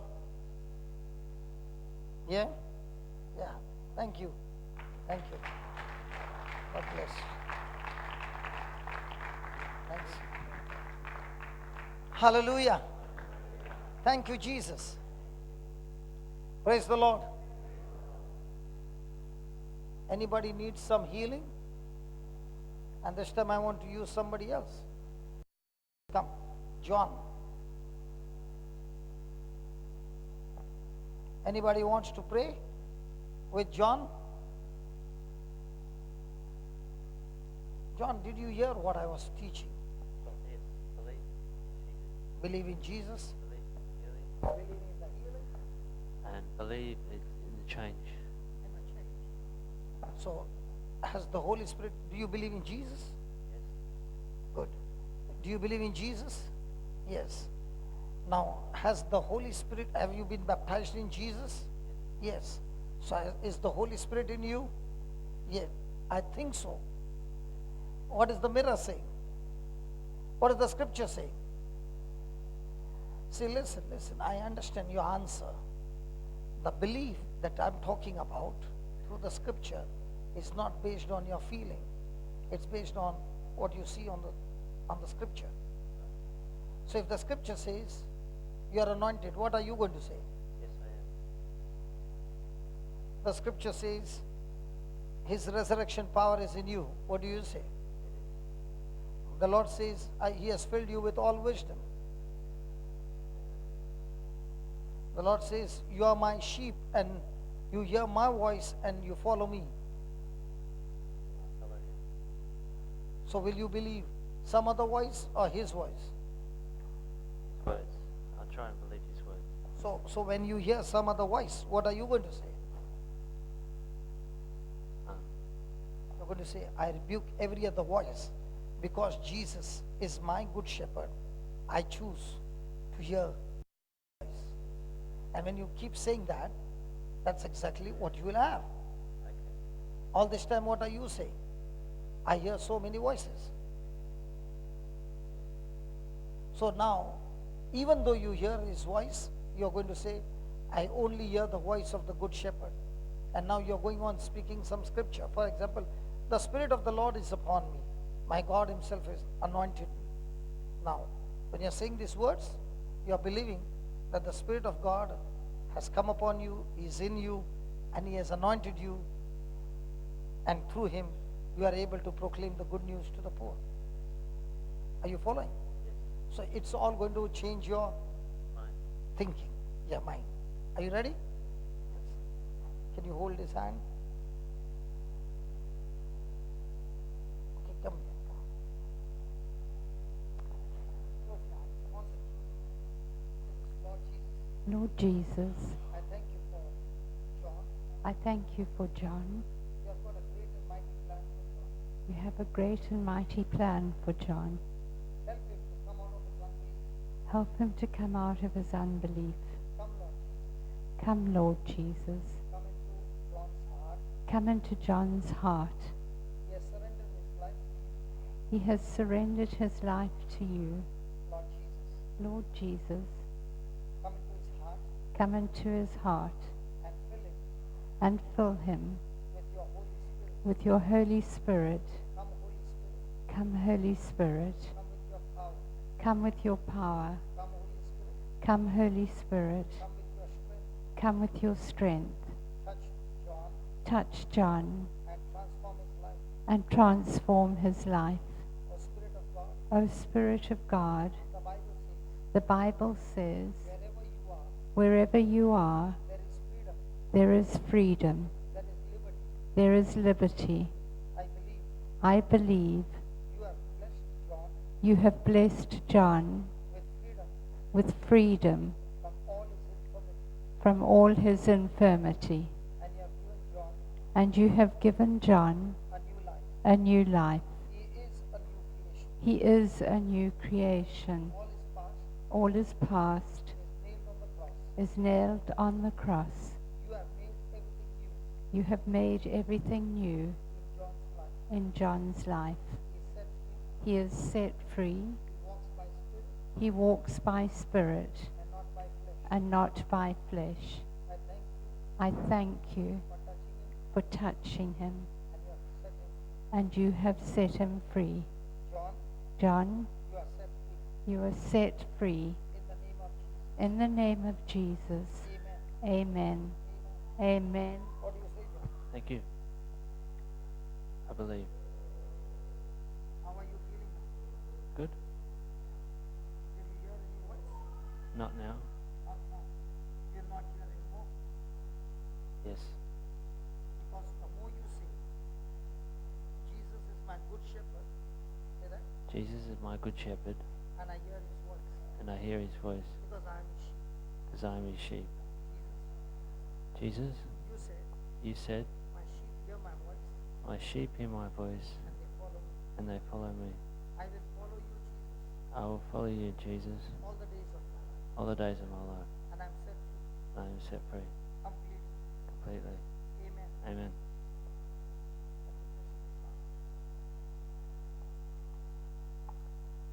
Now you got a CD there, you keep on hearing it every day.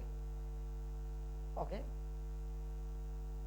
So before the 12th you can meet me and you will be saying, brother, all those things are gone. Okay? The change has started right now. How many years you suffered? 6. So in the next 10 days, not even 10 days. I'm leaving on the 12th, so on the 11th we meet again.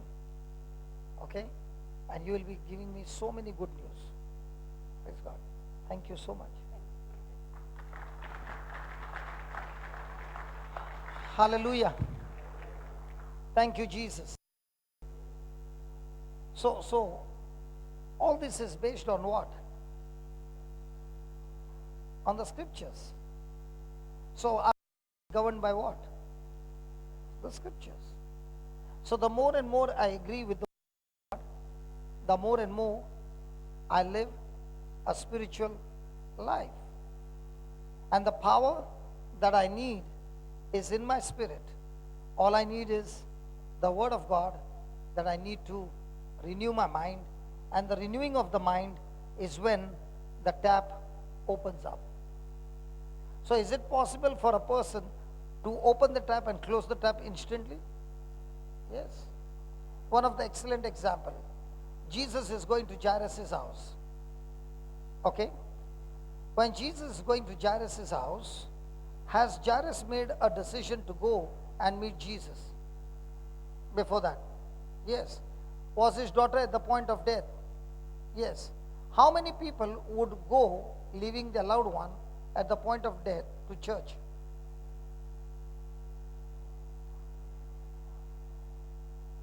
So did Jairus make a complete, strong, quality decision, believing that the only person who can change my daughter's situation is Jesus?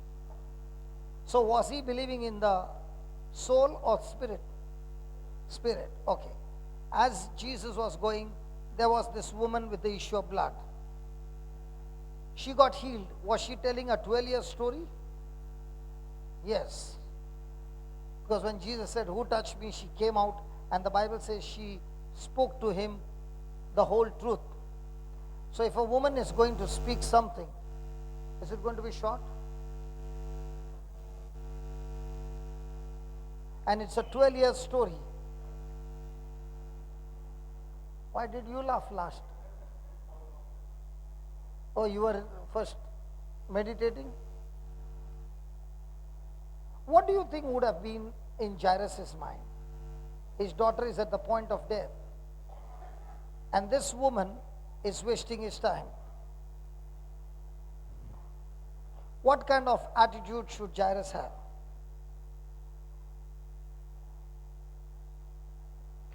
Have you ever been in an emergency, and somebody else is before you wasting your time? Especially when you are at the boarding pass and that person is taking such a long time. Do you lose your mind? Here it is about life and death. And then comes the voice from one of the servants, "Your daughter is dead." If this woman had not met Jesus, would Jesus reach on time? Yeah. Would the daughter get saved? Yes. This lady messed it up. Should he be angry with her?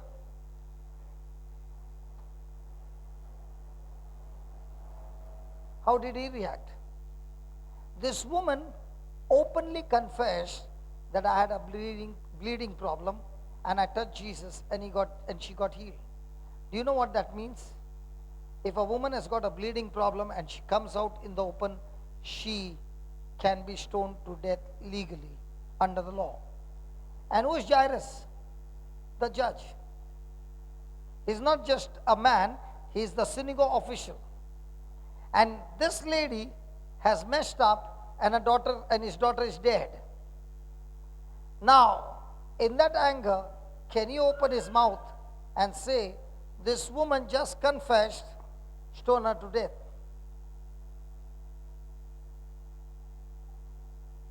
When you have lost somebody because of somebody else's action, will you spare that fellow? But what about Jairus? Is he using his authority against the woman? What does Jesus do? The first thing that Jesus does is, the Bible says, overhearing, paying no attention, disregarding the message, Jesus speaks to Jairus and says, do not fear, only believe. If a person gets a bad news, can he still walk in the spirit, or now he's going to walk in the flesh?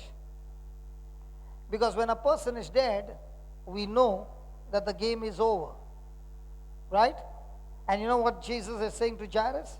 Hey Jairus, what you spoke to me on the beach when we met, come and lay your hands on my daughter and she will get well. I want you to stick again on that same word. Don't change your words under pressure. And that's why he says, do not fear, but continue to believe. Now, when Jairus is coming to his house, is he seeing people crying? Yes. What should happen to him? Can he become now on soul belief or spirit belief? But which one did Jairus believe? He did not open his mouth any moment. Jesus was talking to those people. Jairus did not open his mouth. Were they his own relatives? And how does it look that Jesus puts all his relatives out? And Jairus does not even open his mouth. Have you ever seen a stranger come to your house and put all your relatives out of the house?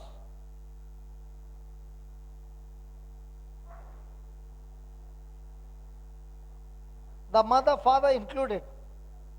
Only his wife and he in the house. Rest everybody out. Did Jairus open his mouth?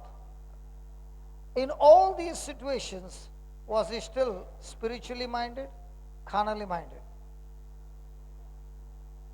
What would we do? So when we see Jairus got his daughter back, there are a lot of things that Jairus had to do before he could get his daughter back. If he had to open his mouth and say, my daughter is dead, the game is over. Before he could open his mouth, Jesus said, hey Jairus, don't open your mouth, just believe. Have we opened our mouth under pressure?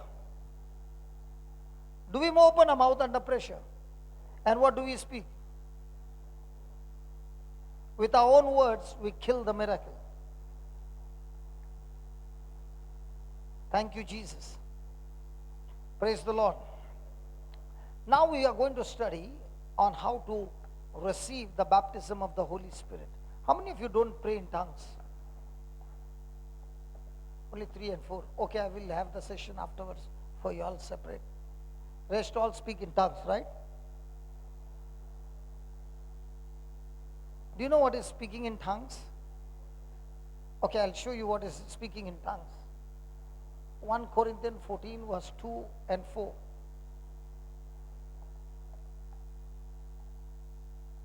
You don't have the gift of tongues? For how many years you have been praying?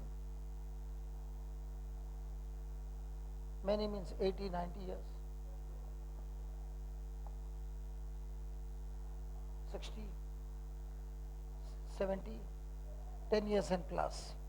Fantastic. We have a sister here who has been praying for 10 years for this gift. And when I spoke about the baptism of the Holy Spirit, her action showed me how much she is hungry for it, that she took a place from behind and came in front. That's your hunger. And I tell you, that baby, will be speaking first. Praise God. Now, I said, how does a person receive everything from God?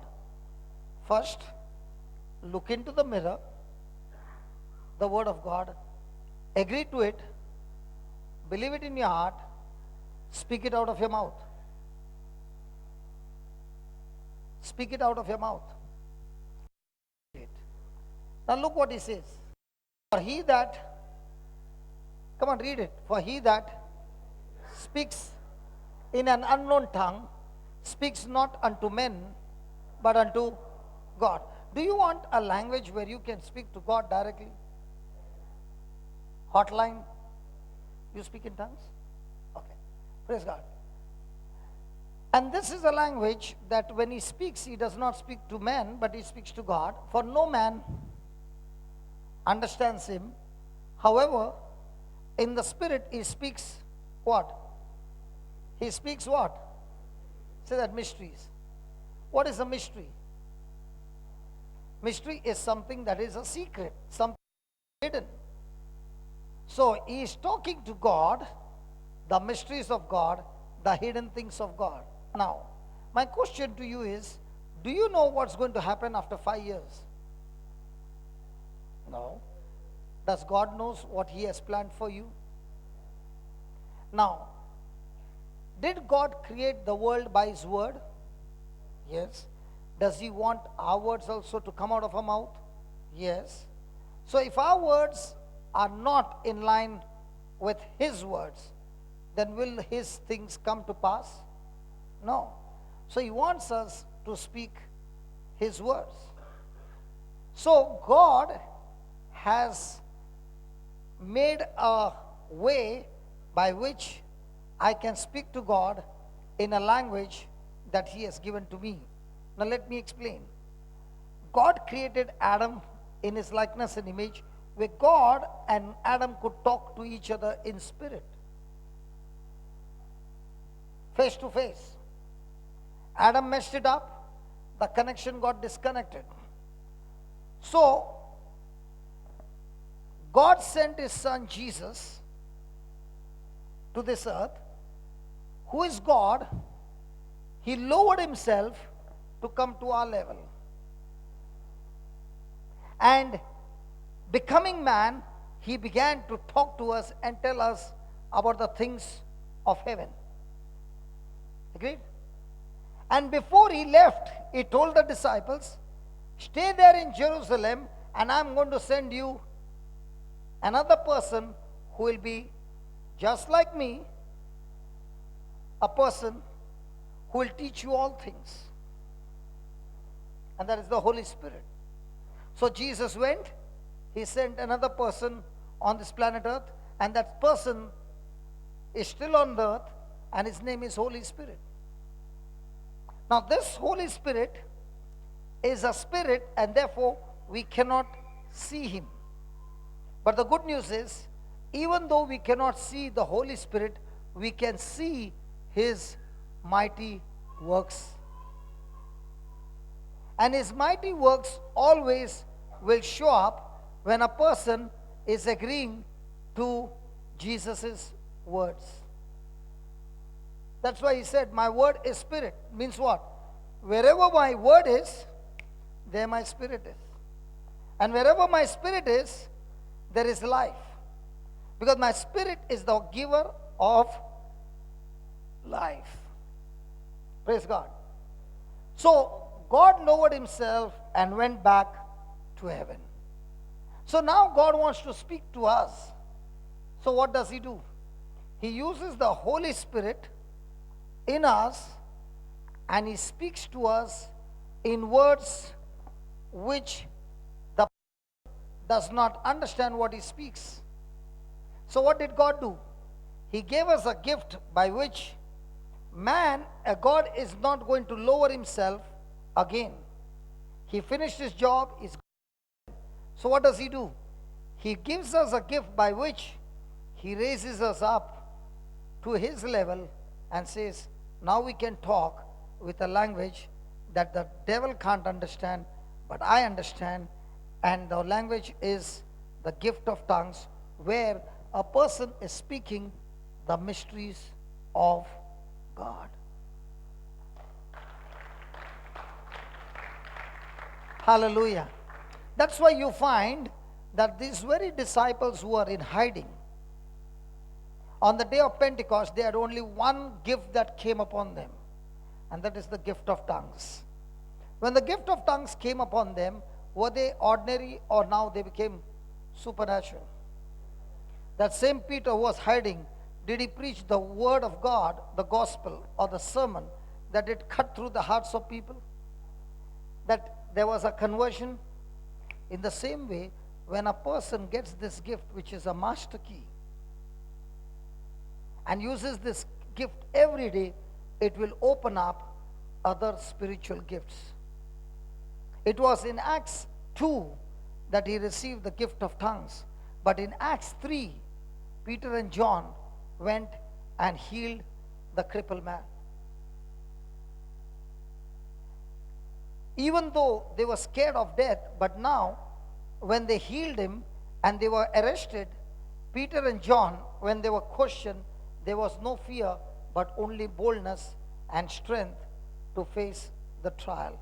They did not fight back carnally, they fought back spiritually. Hallelujah. Hallelujah. Look at the 4th verse. Speaks in an unknown tongue. What? Edifies himself. But he who speaks in the known tongue prophesies or edifies the church. Say that, prophesy. What is the meaning of the word prophecy? Prophecy.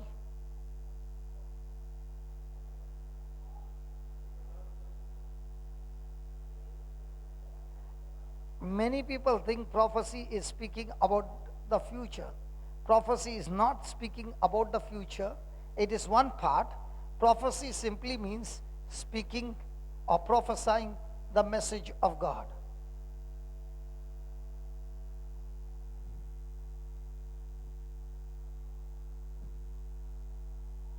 Now what am I doing?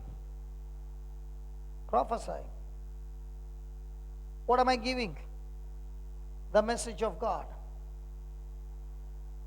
Now when I'm prophesying and making you understand what the scripture says, what is happening?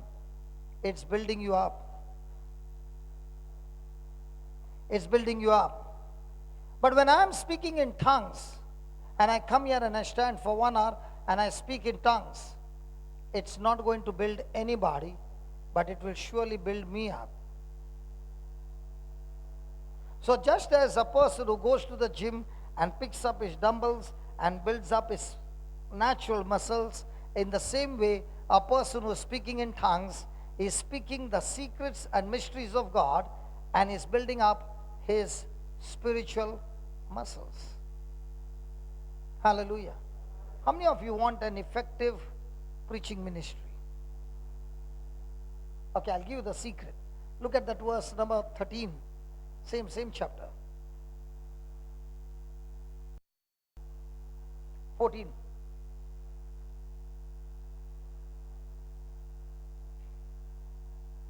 Okay, 13.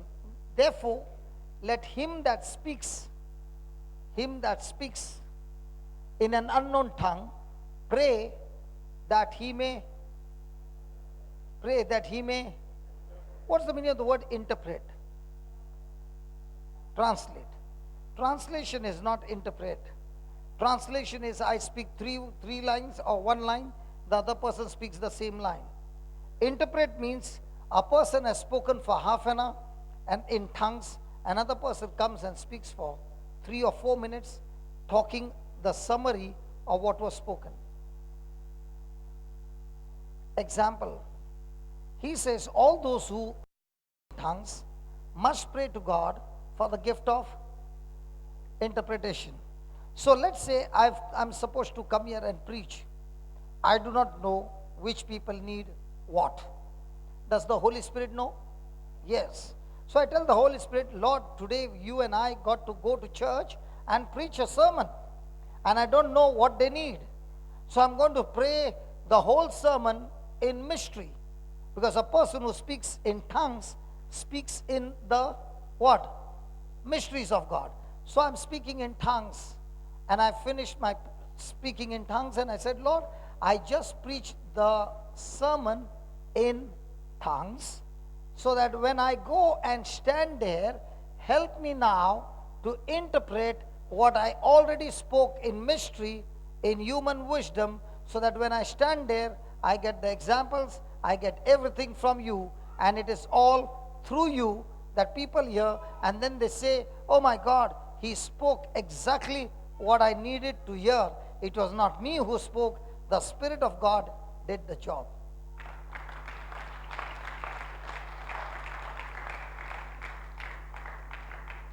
And that's the secret. So the more and more you're speaking in tongues, you can go on preaching the whole day and not get tired. Because you're already spoken the whole sermon in mystery. Now you're asking God, help me to get it back in human wisdom.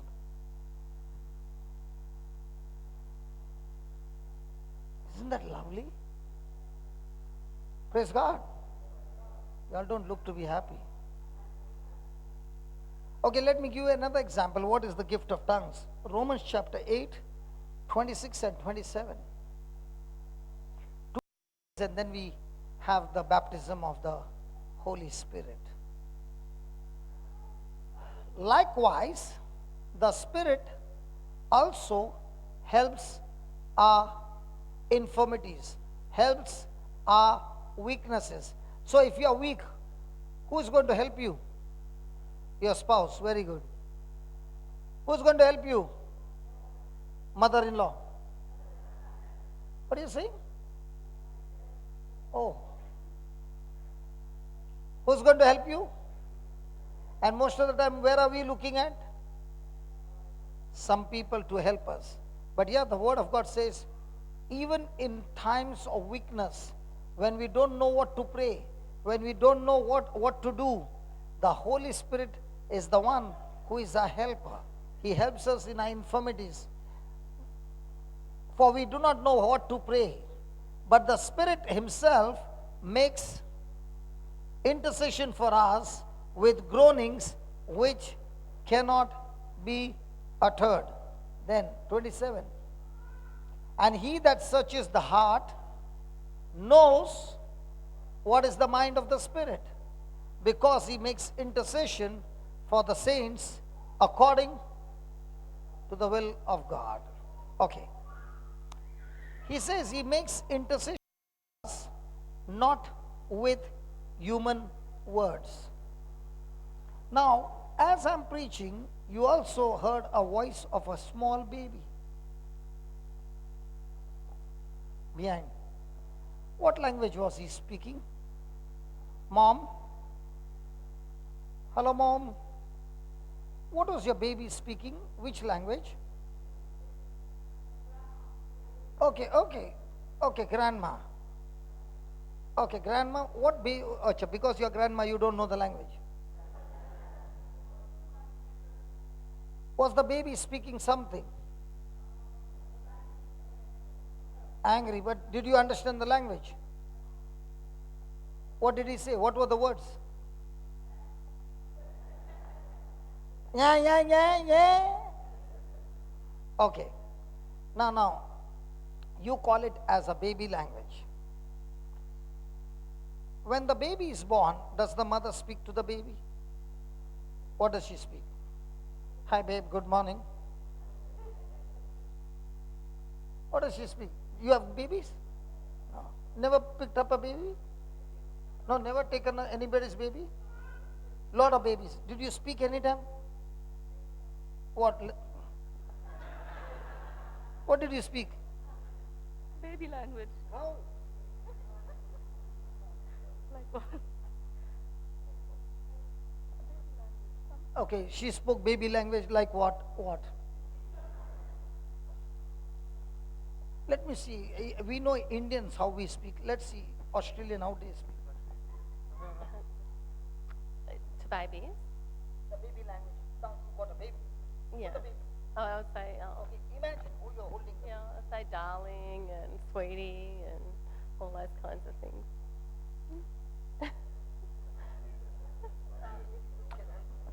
She says, I love you. So cute, you darling little thing. You're so beautiful. Mummy just loves you heaps. Mummy's little everything. Daddy's little everything as well.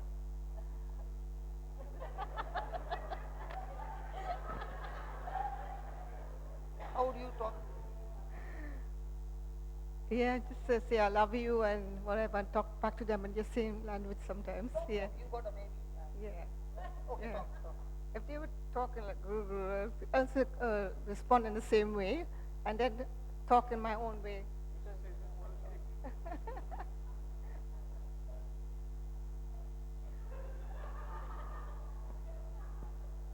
Normally, In India, how they talk?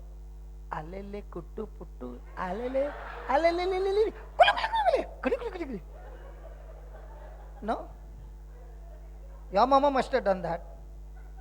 And now how are you talking? Hi baby, sweetie, how are you? In one generation, such a change. The next generation, this generation, by the time they become mummy, hey baby. Generations have changed, no? Now they will start making rap with the baby.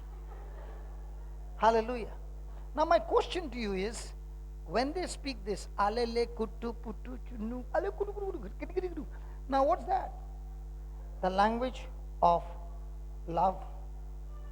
And that's why, even when the baby is on the bed and the baby is crying, the mama in the kitchen, when she's warming up the milk, she says, alele dudu coming, kudu kudu kudu, kudu kudu kudu. And the baby can hear that and still be quiet. In the same way, the Lord says, when you and I are born again, for Him, we are that baby.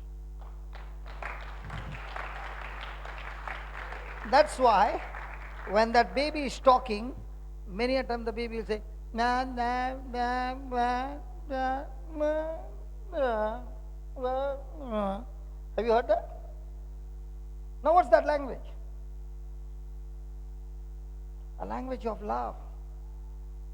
And now when a person understands that this is the language that God has given me, and in this language, the Holy Spirit gives me words to speak. And He makes intercessions. God knows what's going to happen next.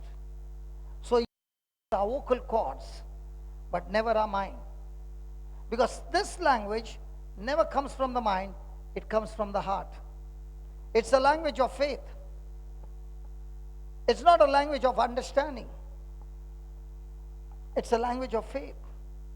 The person doesn't understand what is speaking. But what he's speaking, the Spirit Himself intercedes for him in his weakness and prays according to the will of God. Now my question to you is, He says, He that searches the heart knows what is the mind of the Spirit. Now, what he's thinking in his mind, does his spirit know? Yes. But what he's thinking in his mind, does my spirit know? No. In the same way, what God is thinking about me, does His Spirit know? Yes. And where is that God's Spirit? In us. So what is He doing? He is speaking words out of a mouth exactly to what is in the mind of God. Wow. So when you get this gift, from this gift opens up other master keys, other locks. And in no time, the person is growing. He's growing spiritually at an extreme high speed. The more and more you use the gift of tongues and the word of God, I tell you, in 1 month time, you will see signs, wonders, miracles happening through your hands. Just 1 month. Have the gift of tongues, the scriptures, and you will be able to build up your faith. That's what the book of Jude says. When a person speaks in tongues, he grows in two things. He grows in faith, he grows in love. Hallelujah. Now there are more, about 100 benefits. I gave you only 3. Okay. Now let's see how to receive it, because there won't be time. How much time I got? 10 minutes. 10 minutes I got. Okay. How to receive? Mark 16, verse 16 onwards.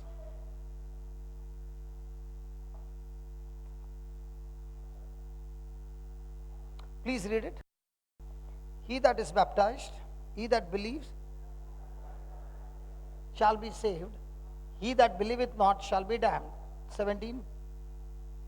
These signs shall follow them that pray, that pray, that go to church. Come on, that go to church. The Bible. That believe. What is the first sign? So who is supposed to cast out whom? We are supposed to cast out devils. Then second. So if you are believing in Jesus, the Bible says that believing will activate the gift of tongues. So is it your birthright? Did you know this? We had read this scripture before. First time. So is it your birthright to speak in tongues? These signs will follow them. Have you ever gone in the sun and the shadow has followed you? Can you tell the shadow today take a holiday? No. Will it still follow? In the same way, when a person is believing, these signs, even if you say don't come, they'll still follow.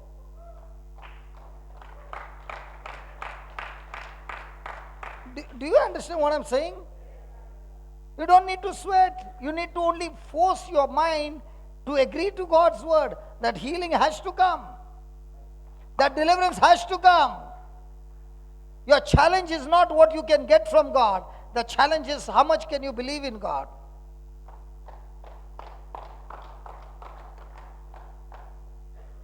Are you following? Then next. They shall take up serpents, and if they drink any deadly thing, it shall not hurt them. They shall lay hands on the sick, and they shall surely die. They shall die.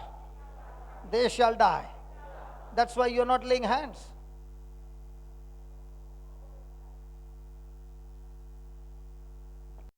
Do you lay hands on the sick? Honest answer. No.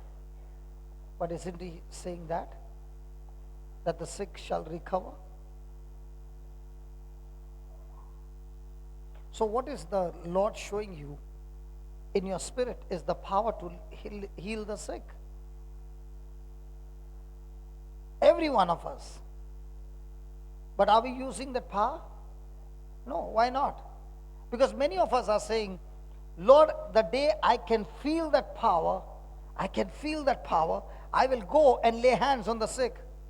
Wrong. Because that power which is in your spirit cannot be felt by your senses. The power that is in your spirit can be only believed because he said in the scripture. And many of us seated here, our faith is all about feeling. So our believing is based on feeling. Let me feel, then I will believe. And God said, no, look into my mirror and believe, and then you will see. So world says, first show me, then I will believe. God says, first you believe, then I will show you. So everything of God is believe the unseen, and then things will be seen. Everything of the world is saying, believe what you see, and then those things will multiply in your life.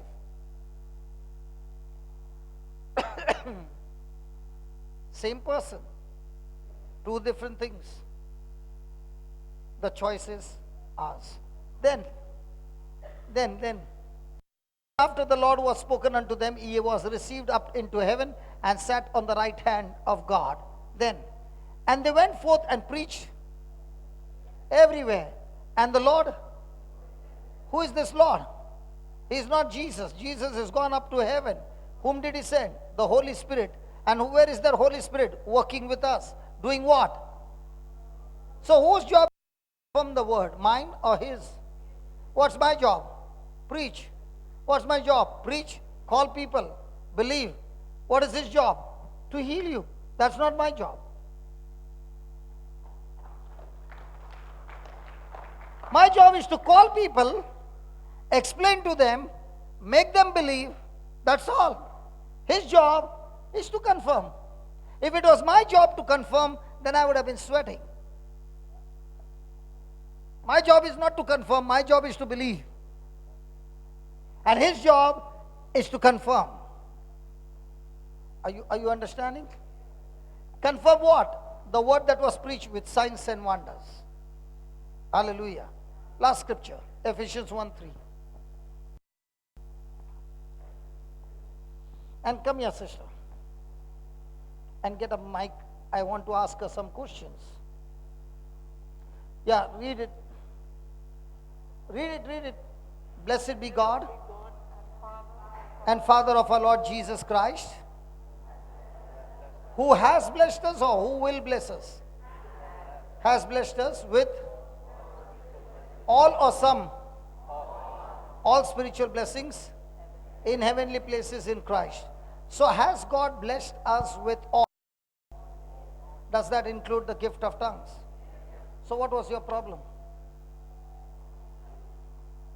The problem was in your believing, because you are believing that God will give me the gift of tongues. But this scripture says, the day you were baptized, at that time, God blessed you with all spiritual blessings. Does that include the gift of tongues is in you? So how does a person receive the manifestation? First believing to what the scripture says. If the person is going to believe, God, I know that you're going to give me the gift of tongues, he will be struggling for years and nothing is going to happen. But if the same person says, Lord, this is what you're saying, I choose to believe. I have the gift of tongues. I have the gift of tongues. Thank you, Lord, you have baptized me with the gift of tongues. And now when you open your mouth, you will be surprised that now no words are coming out. The tongues, the language of tongues is opening up. Do you understand? Come here.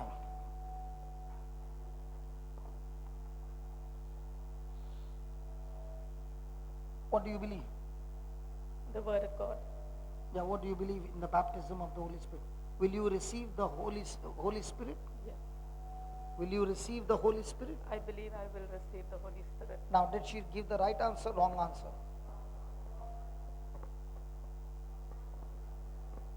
Will she receive or has she received? Now, no, see, listen. We are all learning over here. Do you know why I'm asking questions? So that we learn the truth. Are you understanding? So once she understands the truth, the others who are making the same mistake will say, oh my God, I need to make the same change. There are people around the world who are watching you. You know, now you are such a blessing because your faith is going to activate everybody's faith. And God has chosen you. Praise God. So don't get nervous. Okay? Okay?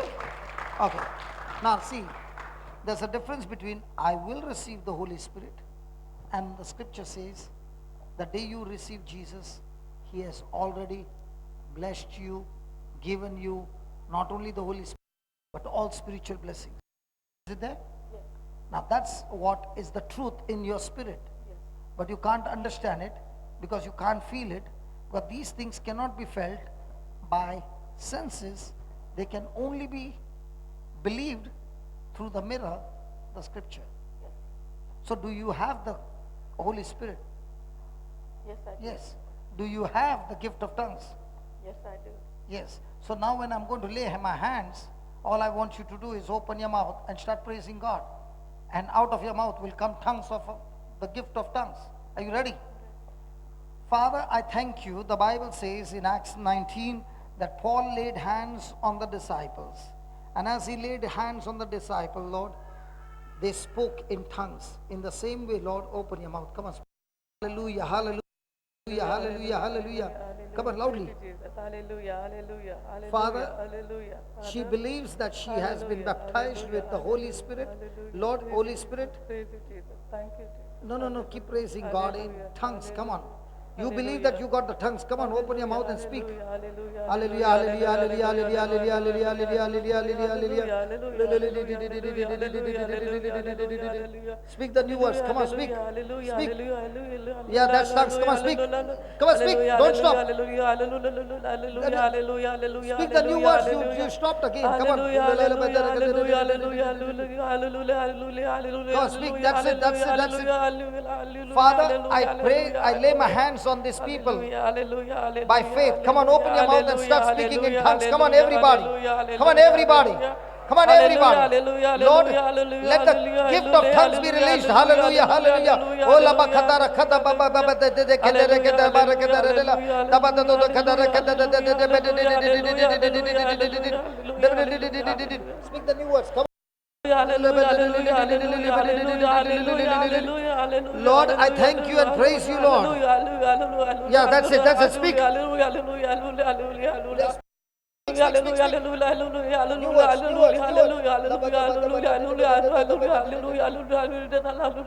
Yes, speak now. Come on, that's it. Come on, everybody, come on.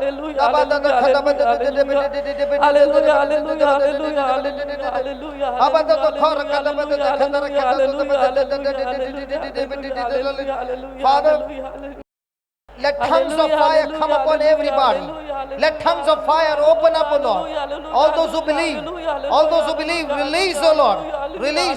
Release tongues, new gifts, new charisms, O Lord. Come on, open your mouth, speak it. Speak the new words,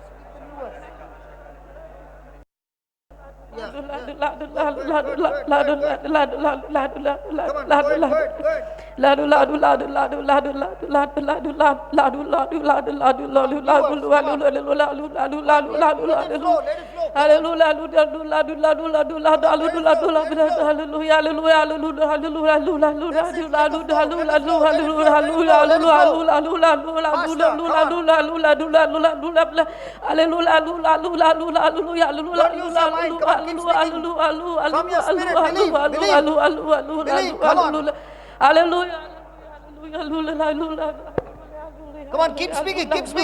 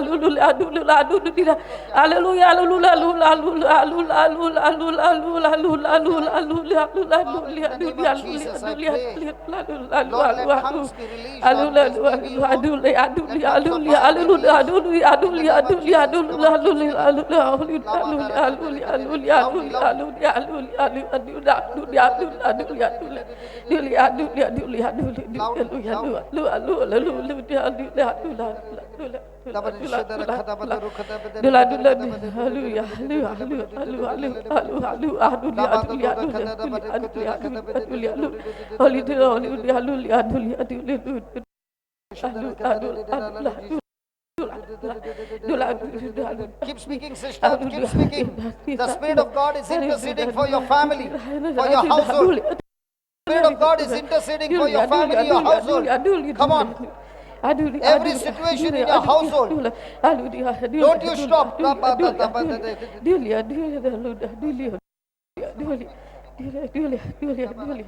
Everybody, come on, speak. All those who have the gift of tongues, speak loudly, please. Come on.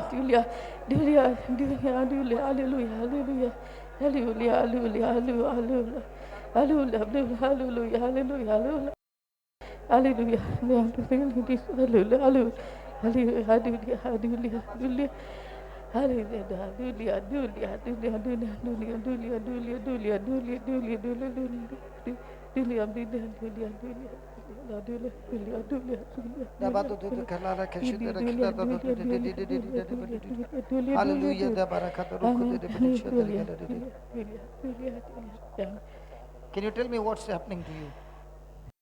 Very hot and warm. And